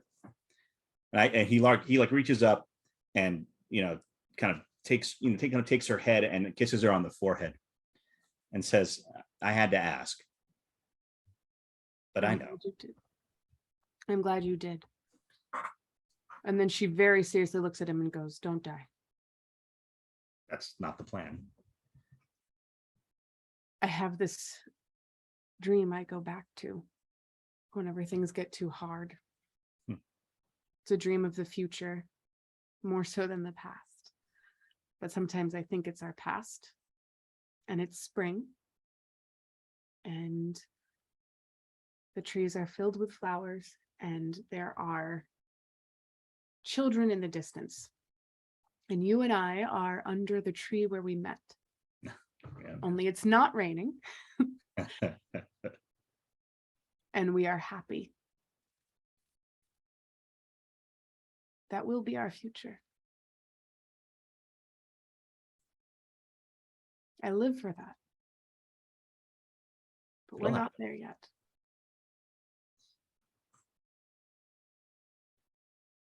I followed you and you followed me most of our lives, Eliza. Maybe it's time you took the lead and live your life. Find out what Eliza's all about. That And might I be think it'll be scary wonderful. Because you, my friend, my dear friend, are the most wonderful person I know. And I have met most of the wonders in this universe and others. And there is more to you than the expanse of every universe I visited. Which is a lot. That's what people keep saying. Okay. And Allard kind of reaches into his pocket and he kind of takes the sending stone and Mhm. puts that in the pocket and then hands you something and says, here, you probably need this where you're going more than I will. And then, kind of picks up his bag and, pulls her into a hug. Be well, my friend. Love you lots. Every day. Now remember. I will send you 20 words as well. All right. And kisses her on the cheek. Kind of takes one last look. And then steps out. Liza takes a moment.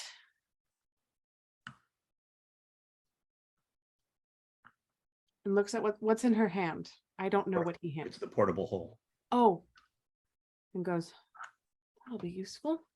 There's a note on it, Okay. like on the top of it, and it says, open once I've left. Mm. I don't think I'm going to tell Kismet I have this. This could be fun. And she puts it in her pocket. No, open it.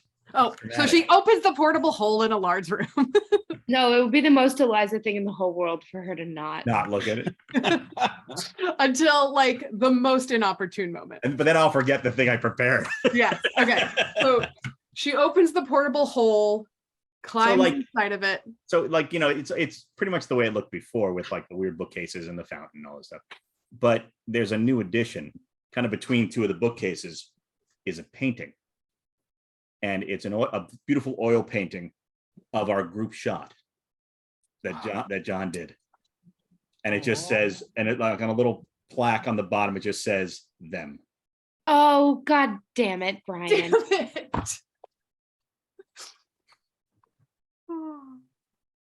That's adorable. I mean, it's not a pile of gold, but whatever. Yeah, guys, we're gonna have to watch our gold now that Allard is gone. I only have 5,600 gold. I have like, Oh my wait, shit. Goodbye the town. Are you fucking kidding me? I think Orlak had 0. I think I might, yeah, I have 7. I have 7 gold Yeah, we got because I had to buy spoiled. that armor and that Yeah. cleared me out. And then we didn't get paid for helping in fucking Blackgate. We just got like, the love of the people, which is, exactly what we got here too. And then, that's great. But also, Mama needs spending money. I We will help. expect remuneration for our acts of wanted violence. So We spent their asses. I slipped the portable hole into my pocket. And I head downstairs. And so, yeah, off camera, Allard finds Marie, and she teleports. I know I have an arrow. Oh, you have a thing. Okay, you have a thing. Allard, as you're trying to figure out what happened to Eliza and you're drinking some fire whiskey downstairs, you see Allard come down the stairs and through the main part of the inn. Marie is at the front door waiting for you. How fast does Eliza come down after that? I mean, however, I don't think she would spend I think she spends a good like 30, I don't know. It's a good 5 minutes, honestly, because if she's going to open the hole, have a moment with the painting, clean herself up, and then head down, it's going to take her a second. Marie says, where's Eliza? She was in the room. She wanted to say goodbye. We could wait. And Yeah. we have that kind of time. Just then Eliza comes downstairs. She goes, runs over and gives you a big hug. I'm sorry for treating you like a child. Yes, I can forgive you. You need to come home. We need to talk to the king. We need to get back in his graces. This isn't okay. I need my sister back. Okay? And I grab her hand and I say, I will. Soon. But there's things I have to do first. I know. I may not be entirely under orders of the king, but I am still fighting his battles. I've heard all about what's been happening. You've heard all about how your brother is mad at the person who saved our world and others. I'm not here to justify anyone's bullshit. You need to come home. You need to talk to the king. You need to fix this. I will. There's some other things I need to do first. Don't take too long. Okay? I will take only as long as I must. Not a second longer. Not even a second. In fact, if you want to come find me so that you can do the whole like thing and I don't have to So- spend 7 weeks on horseback, Wait, that'd be great. hang on. You don't have somebody who can just send me a message? N- All right, fine. I'll check in on you now. Thank you. She kisses you on one cheek and slaps you on the other. Goes and looks back and she says, all right, well, see you all soon. And takes Wait, Allard. before she does that, like as she takes Allard's arm, I smile at Eliza and then I look over at Kismet. And who's probably has a drink in her hand, and I wink. And Wait, then I'm so sorry. I had like a little thing I had to answer. that's right. So it's like as Marie like grabs my hand to teleport away, I smile at Eliza, and then I kind of glance over at Kismet and I wink just before the teleport happens. Okay. John, message for you.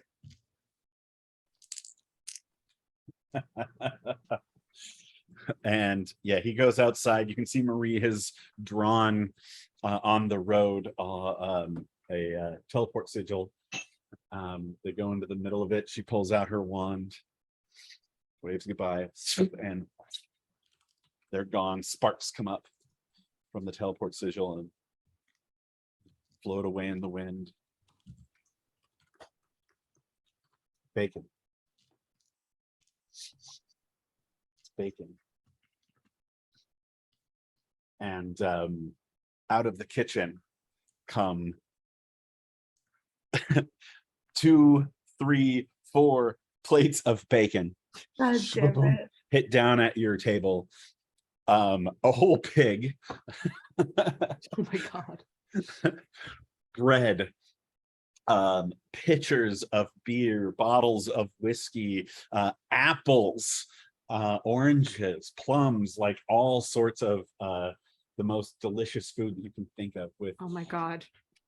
fat and salt and Mm. and this is not shit that was on the menu. Something happened here. But Also, it couldn't have been cooked in the amount of time that people weren't hiding from the mist. not sure what exactly how this came about, but you know who it came from.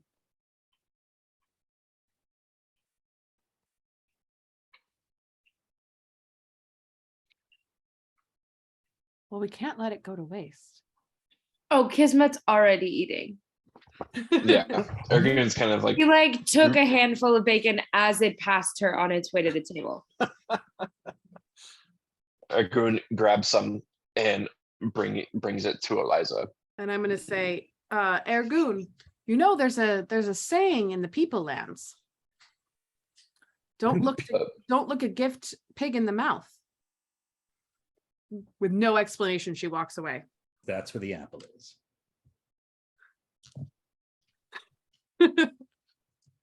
Ergoon just kind of like stands there, just tries to contemplate, tries to rationalize what's going on, and it's not happening at all. He's just, it's like Ergoon.exe is stopped working. He's kind of like, error. Eliza knows what Each she's bacon doing. makes She finally found someone a little more autistic than her. He's not autistic, but He's just very Um, out of his element. he's just very out of his element. And she's gonna have a little fun with that. Why not? Uh-huh. I'm gonna run to the bathroom real fast. I'll be right back. I am gonna grab something too. Grab it. Everybody grab something. That will take a break. I'm gonna keep doing my nails. So are you going to Catalyst too then? Or are you No, it's the just going to same Bismarck? weekend, so I'm just going to Bismarck and back. Yeah. I can't quite afford both. Yeah. No, I feel you. I'll be Oh. flying up to. Actually, why aren't you at Catalyst? So something I'm gonna have to plan for next week or next year, but basically the last weekend of Renfest is Catalyst, and so I need to just plan ahead next time. And this whole summer, it's just been kind of weird after Kang and I have split. So Yeah. I think once I'm a little bit more on my feet. Are you like on next in year. your own place, or are you like renting with a friend? I have I'm share a duplex with my cousin. That actually is quite a nice arrangement. It is nice, specifically because do you know David Ishida? You've probably met him at least once or Yeah. twice. Yeah, so he's my downstairs basement, or he's in my sweet. downstairs neighbor. So he and I have been like best friends for like the past 15 years. So it's really kind of I fortuitous. met him on the same shoot I met you. That's right. Yeah. I wasn't sure how much you remember of him. But anyway, so the living situation is pretty ideal. I have a bedroom and I have an office, which is pretty That awesome. is nice. Yeah. Yeah. So it'll be cool. I'm looking forward to kind of just being a little bit more established. So, Yeah. and next year I'm hoping to have something actually in Catalyst to go out for. Sweet. Nice. Well, isn't Canusa Street playing there today? I thought I saw something about that. Yeah, which is kind of cool. Yeah. I'm Well, curious to see you'll how be good coming it to the is. Sanctified showing at Twin Cities Film Fest, though, right? I'll see you there. Oh, 100%. Yes, I will be. And then I will promptly be jumping on a flight to Seattle afterwards. What's in Seattle? Just visiting some friends over the weekend.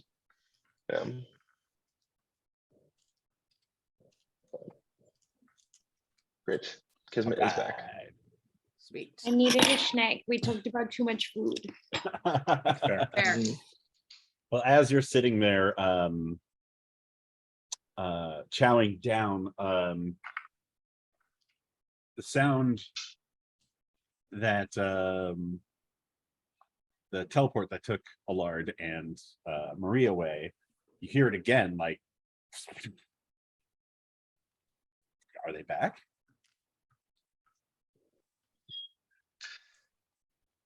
I mean, Did he forget his hat? Is there a window? Ergoon will half pull a knife or dagger ready to throw. You kind of look out the window and you see a green draken with staff looking around. Great, cool. So Ergoon he'll basically turn ethereal and just kind of like walk through everything and go out to the door and be like, "It is good that you have arrived." Ah, there you are. Mm-hmm. Missed you, my friend. I want to say that like I don't know what Ben thinks of this, but I think it's like one of those things where it's like they do that forehead pressy thing for like a second. Sure. Just I'm sort cool of with like, that. because it's it's like Egg Sib's best friends ever. It's like, there you are. Like, And then I will take a fistful of bacon and just kind of put it in his mouth. I mean, I ate, but fine. Mm. Are they all still alive? Yes. In fact, One just dude. over Ergoon's shoulder, you can see them eating bacon in the window. And I lean over to or Kismet like and they reaches say, into his pocket. it's convenient that he left, when he arrived. Willow says, "Shh." Sometimes it feels like our entire universe is being guided by a storybook. Uh, Something a lot. Suddenly, Eliza's the Deadpool of this universe. When Willow says, "Have you noticed you've never seen Orlak and Allard in the same place at the same time?" Think about it. True. So, Kismet just leans over and shrugs and goes, birds aren't real. you believe in birds. And Willow So, and I both look at her like, So Orlak looks at them and sees that they're still alive, and he reaches into his pocket and takes out 2 gold and hands it over to Ergoon. To be fair, that one, and he points to Willow, she almost died, but obviously she is here. Well, it's good to be back with you, my friend. All right. Again. You're in the wrong place at the moment.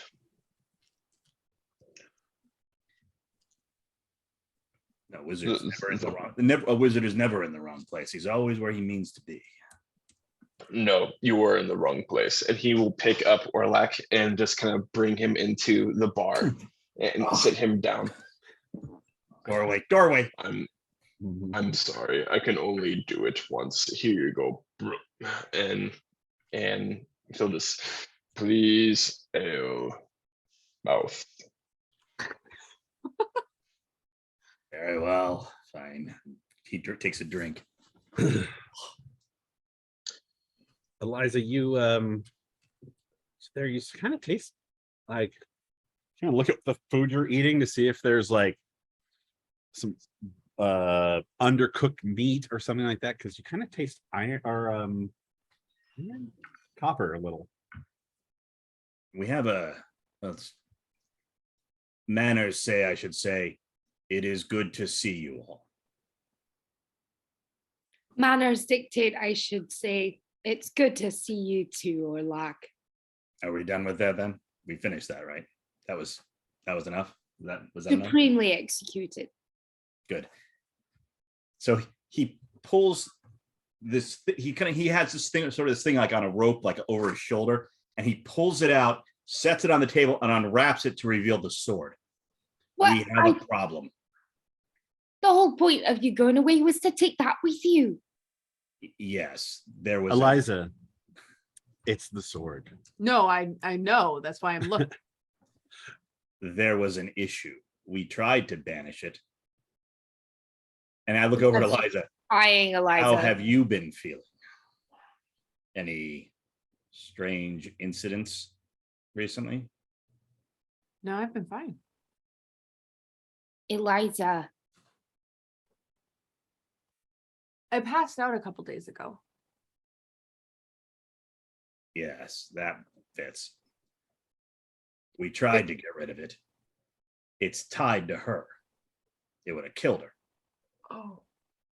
What do you mean it's tied to her? Somebody else was using it before her. Tie it to someone else. Trying to do that without killing her is the problem. It wants me. But it's evil and it was turning you into a monster. We've managed to suppress much of its Yeah, tendencies. I don't, it's not talking. You're And not. She like reaches up and then Kismet grabs her hand before it can get even close. I'm not Separating her from it for too long may prove to be unwise. Okay, but how do I, is there, what do I, how?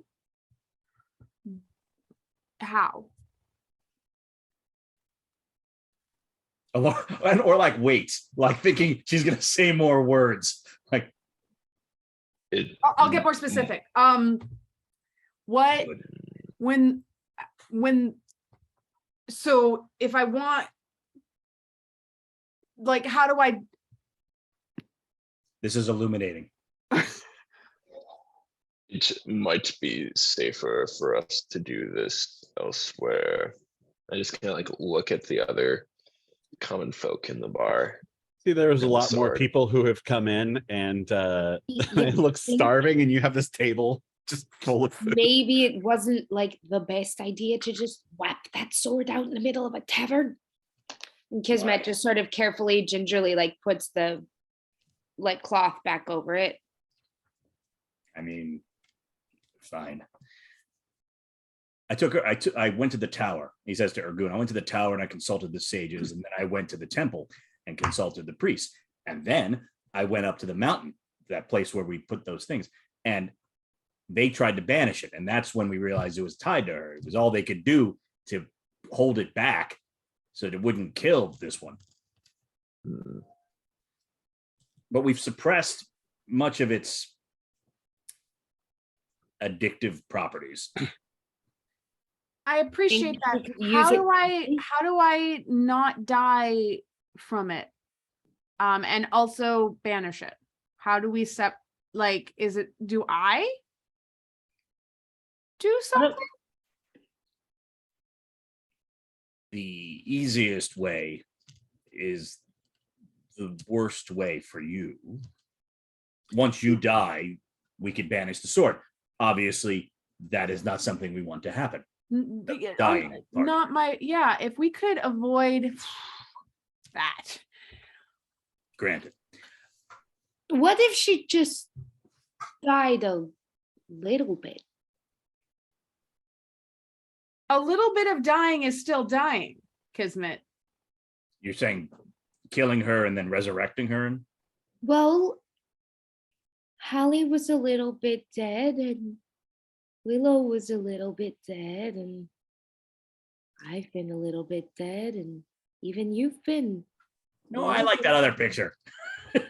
Oh, you do? Yeah. I like that first picture. Would that work before we decide whether or not we even entertain the idea of maybe doing it? Entertain the idea of killing me, Kismet? And she just looks at Orlak. Thinking. Not really killing you. Freeing you from the You- evil spirit of the sword. And then making sure Eliza. that you're well and healthy. The hard part. Eliza, you are safe anyway. You have not slept with Kismet, so she cannot kill you. That's when Kismet realizes that we've all told her about what happens to every single, or told Ergoon about what happens. That's a good point, That's a good point, Ergoon. Reminds me that you and I need to have a chat about a certain Captain Hyacinth who is alive and well. As far as you know, as of a year ago? Just saying. Is there a duration on this curse? I that can't you be have? responsible for every person's well-being long after we're no longer together. I suppose. Plague carriers often. Anyways.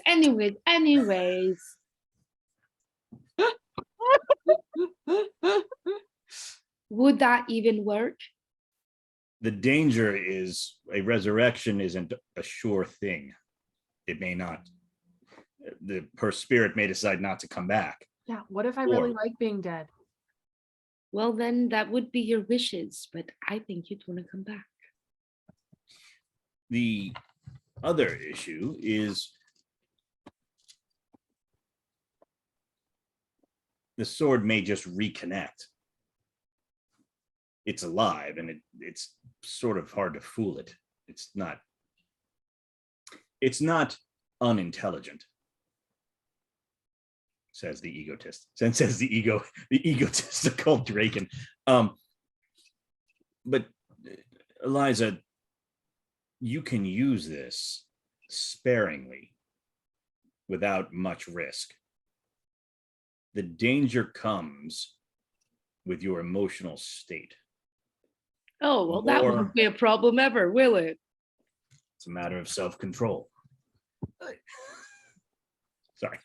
So I can use it? Sparingly.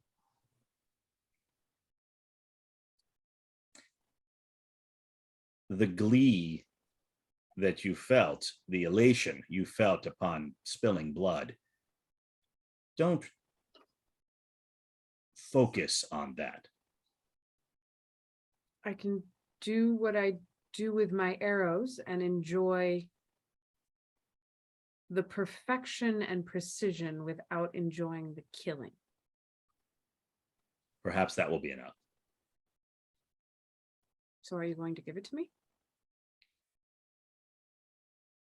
Well, Kismet is holding it. So No, Orlak I just left sort of it on the looks- table. I Oh. just put the cloth Covered Oh, it. over you- it. so Orlak reaches over and opens the cloth again. It is, for better or worse, yours. Okay. So here's what I want to do. I want to take it, but keep it in the portable hole. But I don't want other people to know I have a portable hole. Then you're gonna have to figure out how to do that. So I have to go to the bathroom. yep, she's literally gonna walk over, cover it with the blanket, and go, I have to go to the bathroom. Pick it up and try to leave. All right, you pick it up and you feel that kind of warm buzz that it gave you. You feel your arms grow stronger. Oh, yeah. Feels good, but there's also like a thing that is missing, which is the absolute desire to only use this and to use it to drain the souls of your enemies. Power doesn't taste as good as precision feels. And she walks out the door. Upstairs or out to the road? I'm gonna say upstairs to Allard's room. John sent you a note. So when she leaves, Orlak looks over to Ergoon and goes, I give it about a 54% chance.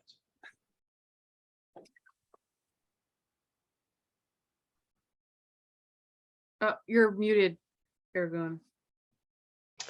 That she kills you or herself first. I'll have to recalculate. All right. You get upstairs. You go into Allard's room, shut the door, lock it, put out the portable hole, Mm-hmm. and what? Go inside. Put the sword inside. Start to walk out. Doesn't feel right. Go back. And I start picking up pieces of furniture and putting them on top of the sword. Mhm. And then I pick up the painting, and in where the sword is with the pile of stuff on top of it, I'm going to put the painting up on the wall so that if I go to get the sword, I have to see the painting first. And then I'm going to climb out of the portable hole, close it up, and put it back in my pocket. And then I'm going to go outside. I'm going to find. First things first. Oh, sorry. As you start walking away from it, Mhm. you feel the draw back toward it.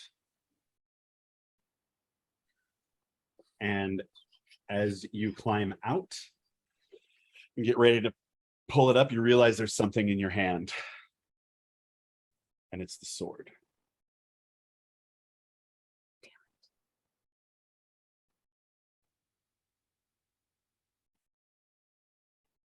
Did I pick you up, or did you appear here?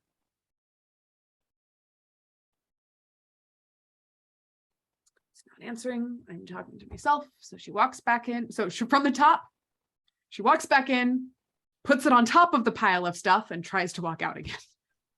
Right?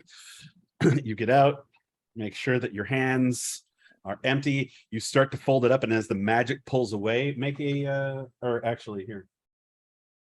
You just feel that blast again of, and you throw it out. You felt yourself almost die. Ah, fuck. And that's when she realizes the portable hole is another dimension. Meanwhile, downstairs, Orlak's like saying, no. She should be fine as long as she doesn't, separate. As long as she's on the same plane as the sword, there's really no immediate danger. Oh, Camera cuts back. The camera's like going through the floor back down. like delicatessen style. would you? And so she's sitting on the floor of the portable hole. She goes, would you consider leaving me alone? Like, I'll come back and get you if you could just separate from me, and then I will. You're gonna be in my pocket.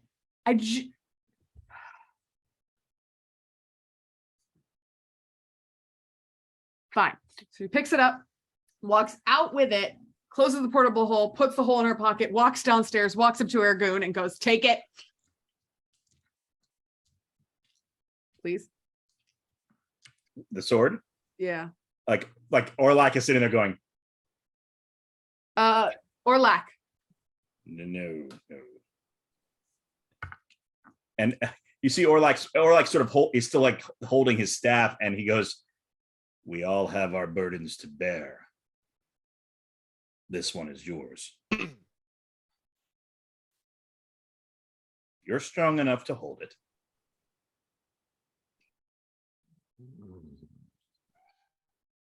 Be resolute. You are the wielder, not the thing being wielded. So I can't just like throw it into a toilet pit and leave it there, because it would be on the same plane, but then I can leave town. These things have a tendency to follow us around. I'm speaking from experience. This, I was ordered to leave it behind when I first got it. Remember Ergoon? And then we went on campaign, and it kept showing up in the tent. Okay. It's true. Great.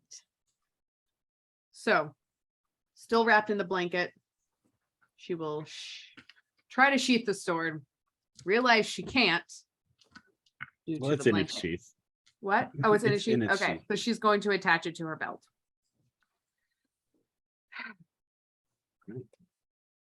So then, like, Orlak immediately turns back to whatever conversation they were having before Eliza came downstairs and goes, so you went to another plane, but didn't bring back any samples? The fog, the residue from the undead thing, nothing? We didn't exactly intentionally leave. It left us. There wasn't much time. I suppose. Hard to study when you do all these samples. You were gone. No, I'm granted. I always have all the fun when I'm not here. It is true. It is more fun when you are gone.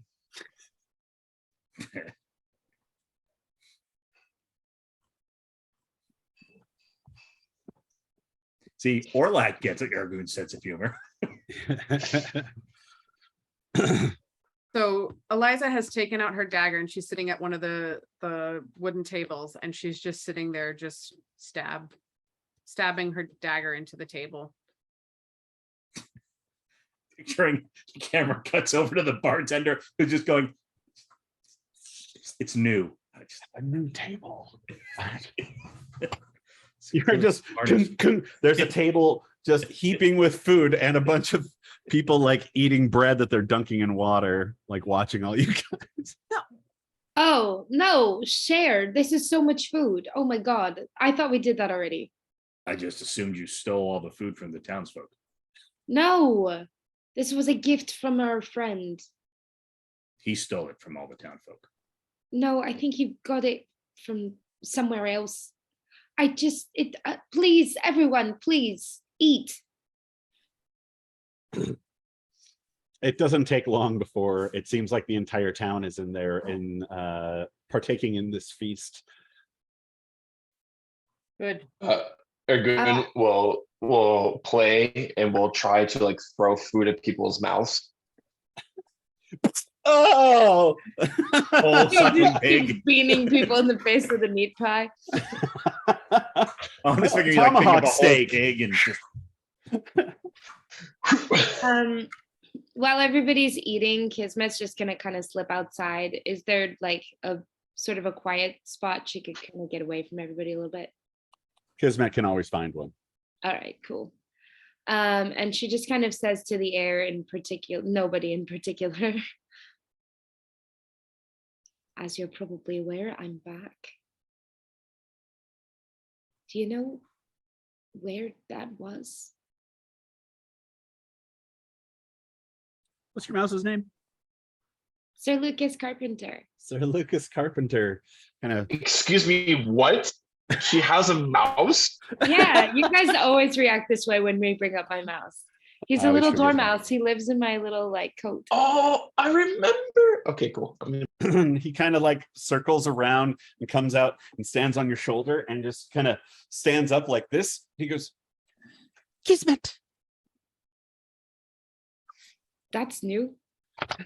Sir Lukas Carpenter, at your service.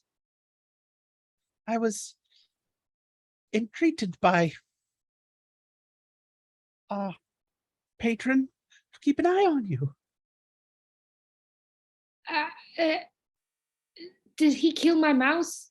Are you my mouse? I'm don't your know. mouse. I've just, been brought to, I don't know. I'm able to talk now. What can I tell you? Well, that's fucking adorable. I want a hat.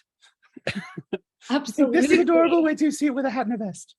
Oh, a purple hat. Absolutely. With a little feather. Oh, I'm gonna find you a wee feather. Wait, no, but do you know things that he knows? Can you ask him shit? Yes, sort of. He found you wherever you were. And he said something that he had created a beacon for you to find the evil that had taken him captive, so you might destroy it. And it weakened him greatly. An eagle? What? What? You said a beacon so that I could find an eagle that had Evil. evil. Thank Evil you. that had imprisoned him in the mist. So he got out, but does he know where it was or why? That's a good question. I've come here because of Prill asked me to. Oh, Prill. We had a good time one time. I mean, it Yes. wasn't really Prill, but it kind of was.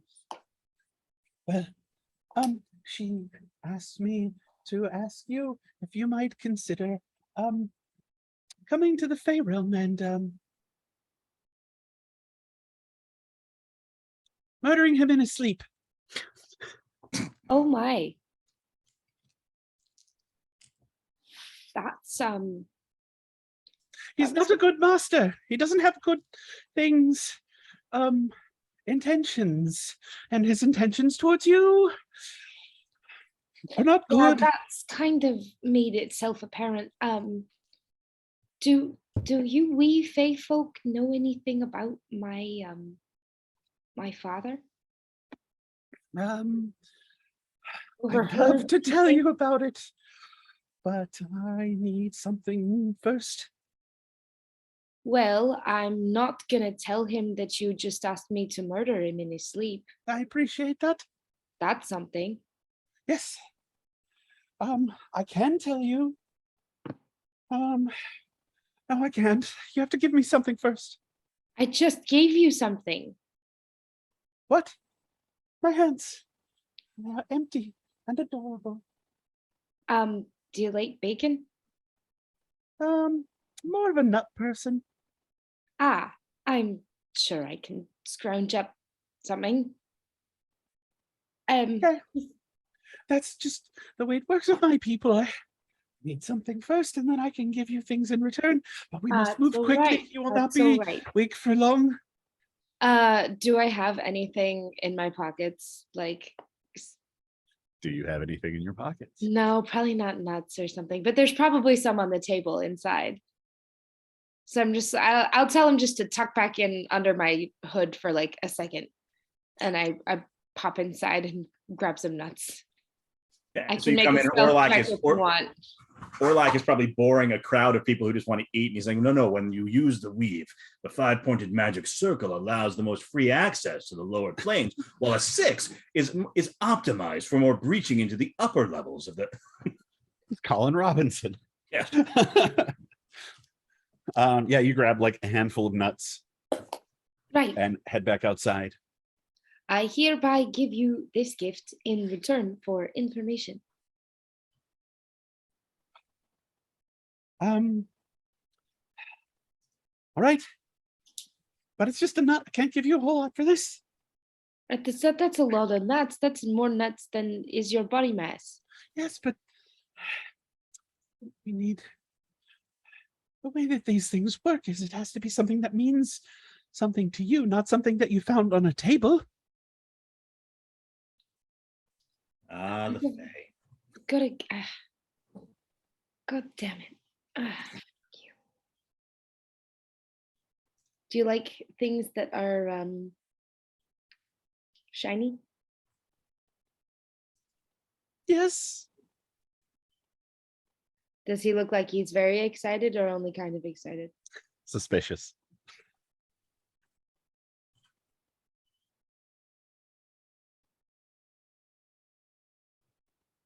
Money and Pull daggers are out- both shiny. I pull out one of my amethyst earrings. Oh.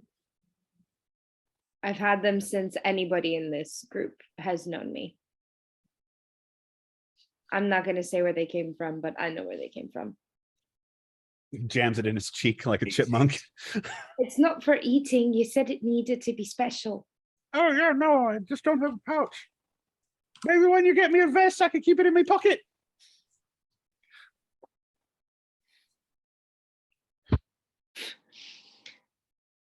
Right.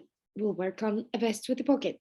Anyways, might it pockets. be easier to talk to me about the information without that in your mouth? Mouse spit all over it. You're wise. Just one Yes. and then the other, you know. Well, he wants to marry you for your birthright. And what might that be? Because we met another Fey Lord and he called me a queen. I've only ever heard of lords in the Fey court. Well, parents weren't elves. Neither of them? No. Wait, what? He's coming. At which point he goes back onto all four, and the earring starts to fall off you and disappears. And he's like, and then hides back inside.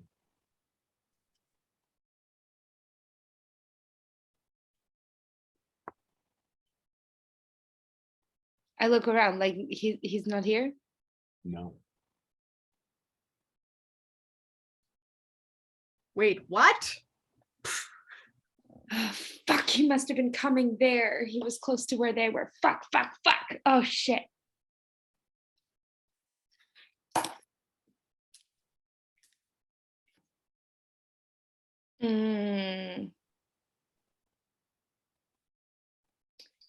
She looks at the now like actual mouse, who is, I'm guessing, clearly not sentient when he's not being possessed by a Fey spirit. Mm-hmm. Well, I mean, like he's sentient in a way that a normal field mouse is Right. sentient. And I just look at him and I just kind of like, He kind of snuffles around your base of your neck. This is entirely frustrating. And like turns heel and goes back inside and like sits down next to Eliza, who has now chipped like a pretty good dent in between each of her fingers. Really expertly, despite how many empty beer steins there are next to her, expertly hitting the exact same mark every time, which has now really just put a nice little dent. And I just start drinking all the drinks that are left in her drinks and order more. Motherfucker. You're telling me. And they just continue to drink. Or like just sort of leans over to Ergoon and goes, their subtext is just fascinating. Kismet puts her hand over next to Eliza's to see if she wants to double up. And Eliza, hold on a second. I will tell you how Eliza does. Natural one. Natural one. 19. So Eliza goes Oh, okay. faster, but does not hit a single finger.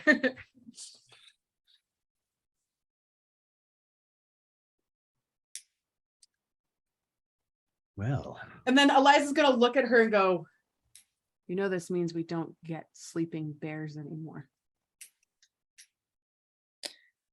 Yeah. But you know he's giving that to Marie. Oh, at least there's that. and What is- the innkeeper comes over and says, "Oh, I forgot." Also, and hands out keys to separate rooms. Your rooms are all bought and paid for. Of course they are. Thanks. Thanks. And so is the table. Somehow he knew about that too. You must be good friends. And turns around and walks off. Kismet looks at Eliza and just goes, motherfucker. He knew. He always knows. Oh, he was so smug and nice too. Just like wants to be angry, but can't entirely sit well with being angry at Allard. This is why I don't date men. Except I do. But this is why. I should have stayed with Grog. Whom, if you all will recall, Backler, is when we stopped in the mountains to check out the dwarves when we were on the trail. Yeah, he was Eliza's the- mother in the Oh. first place, who was the dwarf who made the whiskey. And Yeah. Kismet spent the night with him, and it was glorious. He was And in this moment, all she's thinking about is how much less complicated her life would have been if she had stayed in the mountains with Grog like he asked her to that morning. LJ, he died like 3 years ago. Fuck off! But I was gonna say the dwarves are the best of all. To the dwarves. Oh, To the dwarves. the dwarves. People just seem to be willing to drink whatever, especially since the tabs. They have satisfactory building habits. Side note, Tony and I have been watching the Lord of the Rings special, and I always thought of the Lord of the Rings characters, I would be an elf because I'm tall. Dwarf. I would be a dwarf. You'd be the tallest of the dwarves. Oh my god, to live with the dwarves. Ugh. I'm always like, I'm totally a dwarf, but then I realize I'm a halfling. Uh, I'm probably like one of those like totally bewildered humans who's like, I just don't understand what's going on. fair. Like- that right? I can tell that things are happening, not really quite sure why. I think I would be like a wandering human who accidentally became like dinner friends with Tom Bombadil. Like dinner parties in the woods type deal. friend of mine who's I think I was convinced- probably just throwing a dinner party in the wood for me and a bunch of random friends. And he And just the showed druid up. showed up. What about you, Ben? I don't know. I'd either be like a man from Gondor or I'd be an elf or something like that. I don't really know. I think you could be a wood elf, like from What elf? Mm, yeah, like from Legolas's kingdom from Mirkwood. Interesting. Cool. I can dig it. I Well, like this seems trees. like a good stopping point. yeah. Yes. And I know Tiffany has to get up early. 5 So, a.m. Guys, what So a we should- fucking delight. That was a good game. Oh my Real God, good. that was so juicy in so many ways. Mhm. It was I good. agree. I am sad that Laura couldn't be here, but I hope she's watching this video. Me Alright. too. Please. I'm actually gonna there's a way you can break out the videos into different sections and or like Yeah. chapters. I'm gonna chapter mark this one because it just seems like there's gonna be some moments we're gonna want to go back and watch again. I had all the feels. Oh Lord. It was good. No. So Mhm. behind the scenes, Ben and I have been having long conversations about what we wanted to do exactly. What it boiled down to though was that he really likes Ergoon and Orlak, and I really love the Orlak Ergoon friendship because it's just so good. And it just seemed, in thinking about it, it just seemed like Allard wasn't going to. There was nothing that was really going to make Allard change his position because he's such a royalist. It's like that's his whole. It's his whole reason for being is this whole. Mhm. And if we got to Hali and people were like, "Oh no, we're going to let the patron keep the skull," or "We're going to not destroy the skull." I mean, what would I have done then? Like attack the party? I mean, like probably not, but it would have been a weird, like, I don't know. The whole thing was, it's like, it was feeling uncomfortable in a Mm. way. And that was good for a while, but after a while, it can, like, if you maintain that, and then it's just starts bleeding into your enjoyment of the game where it's like, oh God, it's another time where it's all fraught with feels and oh, it's more angst.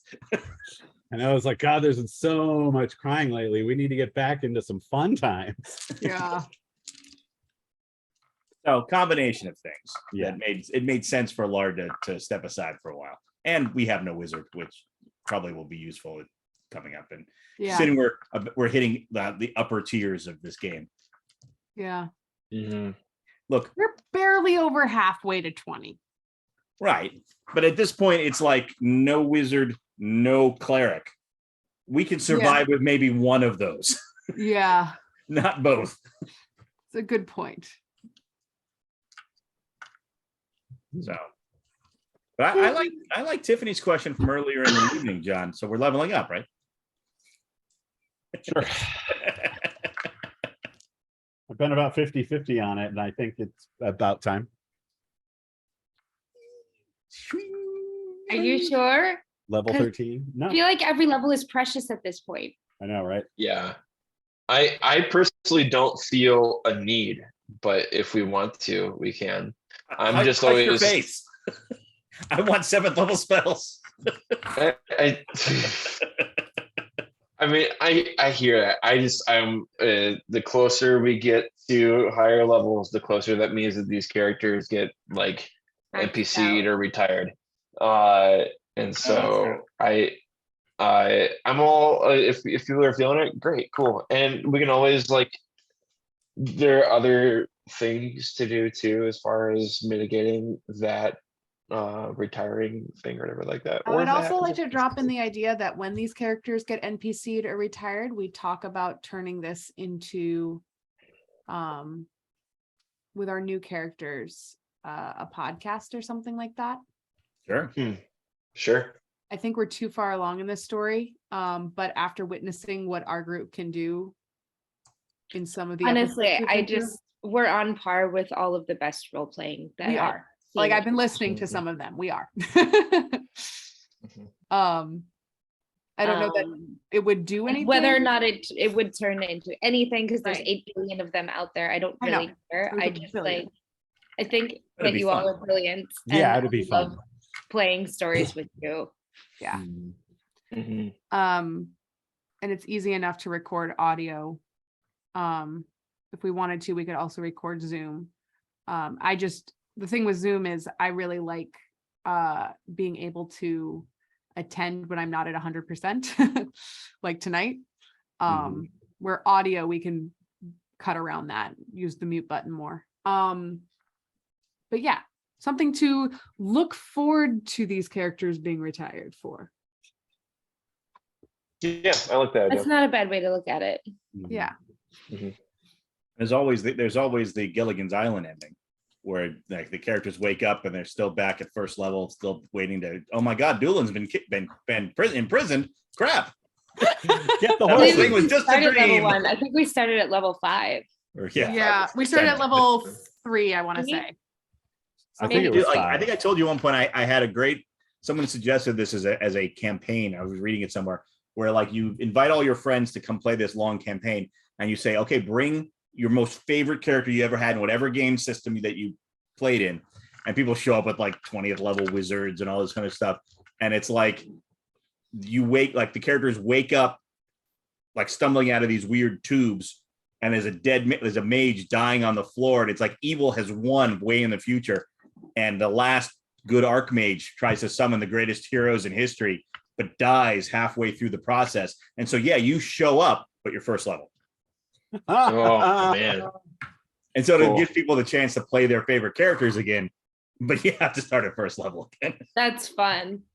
Yeah, that is good. And much better than the one that everybody seems to want to do, and I've never seen it turn out well. In fact, it broke up one of my gaming groups, which is like, oh no, that one didn't. It was a different one. But you are an adventurer, but you have amnesia. And you start out in prison, and you don't even know what class you are, and so you have to discover everything. I'm like, this fucking sucks. It's very hard to figure out what to do if you have no idea what you can do. Yeah. I have played that. It's not the most fun thing. Yeah, Yeah. it's It great doesn't for a sound one fun. shot. It sounds stressful, and like the DM has to make a lot of decisions. Yeah, and And they then already have to make a lot of decisions. the other one was my old 90s gaming group. My friend Chris always seemed to have this, like, he did 2 games, and each one of them was like, all right, we're all going to play ourselves. There was some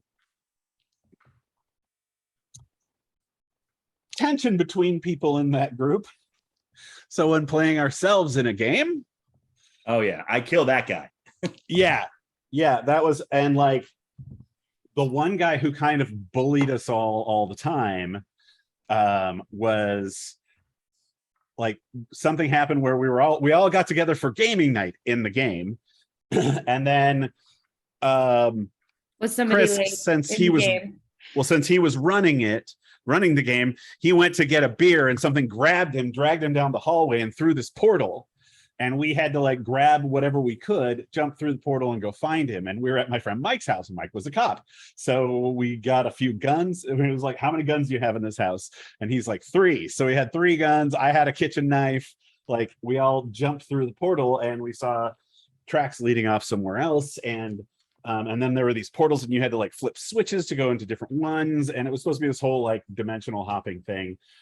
And the bully guy was like, all right, well, we're going to go through, because like in the time that we grabbed everything and got through the portal, like they had already hightailed it. So I think time might be an issue when you're going through these portals. And we spent an entire gaming session going through portals, holding hands and stepping back. And like, I was like, fuck. And we come down, and the next one, he wants to do the same thing. He wants to keep doing it and make sure that time isn't running differently. And like, I think by like the third session of this, I was like, look, motherfucker, I want to play the game. The DM has already said this isn't going to be an issue. He's like, yeah, but that's what my character would do. You know what my character would do? And I turned to Chris and I said, fucking stab Dane. And, and it turned into the shouting match. I thought Like- you were saying that the bully guy got pulled down, that was the one that got pulled into the portal. And I was like, did the rest of you just go, what are you gonna do? I don't know, open another beer. The improv group that I was part of for 4 practices before I quit, because it was one of the most toxic things I've ever tried to do. There was a guy in there who's super creepy, super in his 50s, literally sounded like he was doing a Trump impression at all times. Only it was actually him. And would touch you and like grab you on stage, not like grab your breasts on stage, but like pull you around on stage and not let you have like bodily autonomy. There was a scene in which he was like feigning that he was going to unalive himself, and he's like, I'm standing at a bridge, I'm gonna jump if nobody saves me, and the entire group behind him went, Well, I guess you're dead. and he'd be like, 3, 2, 1. yeah. And it turned into like this Oh, game, but it was very clear that everyone in the group was like, you can die. You can die. We don't like you. Oops. All right. I got to go make dinner. Okay, good night, Love lovey. you so very All much. right.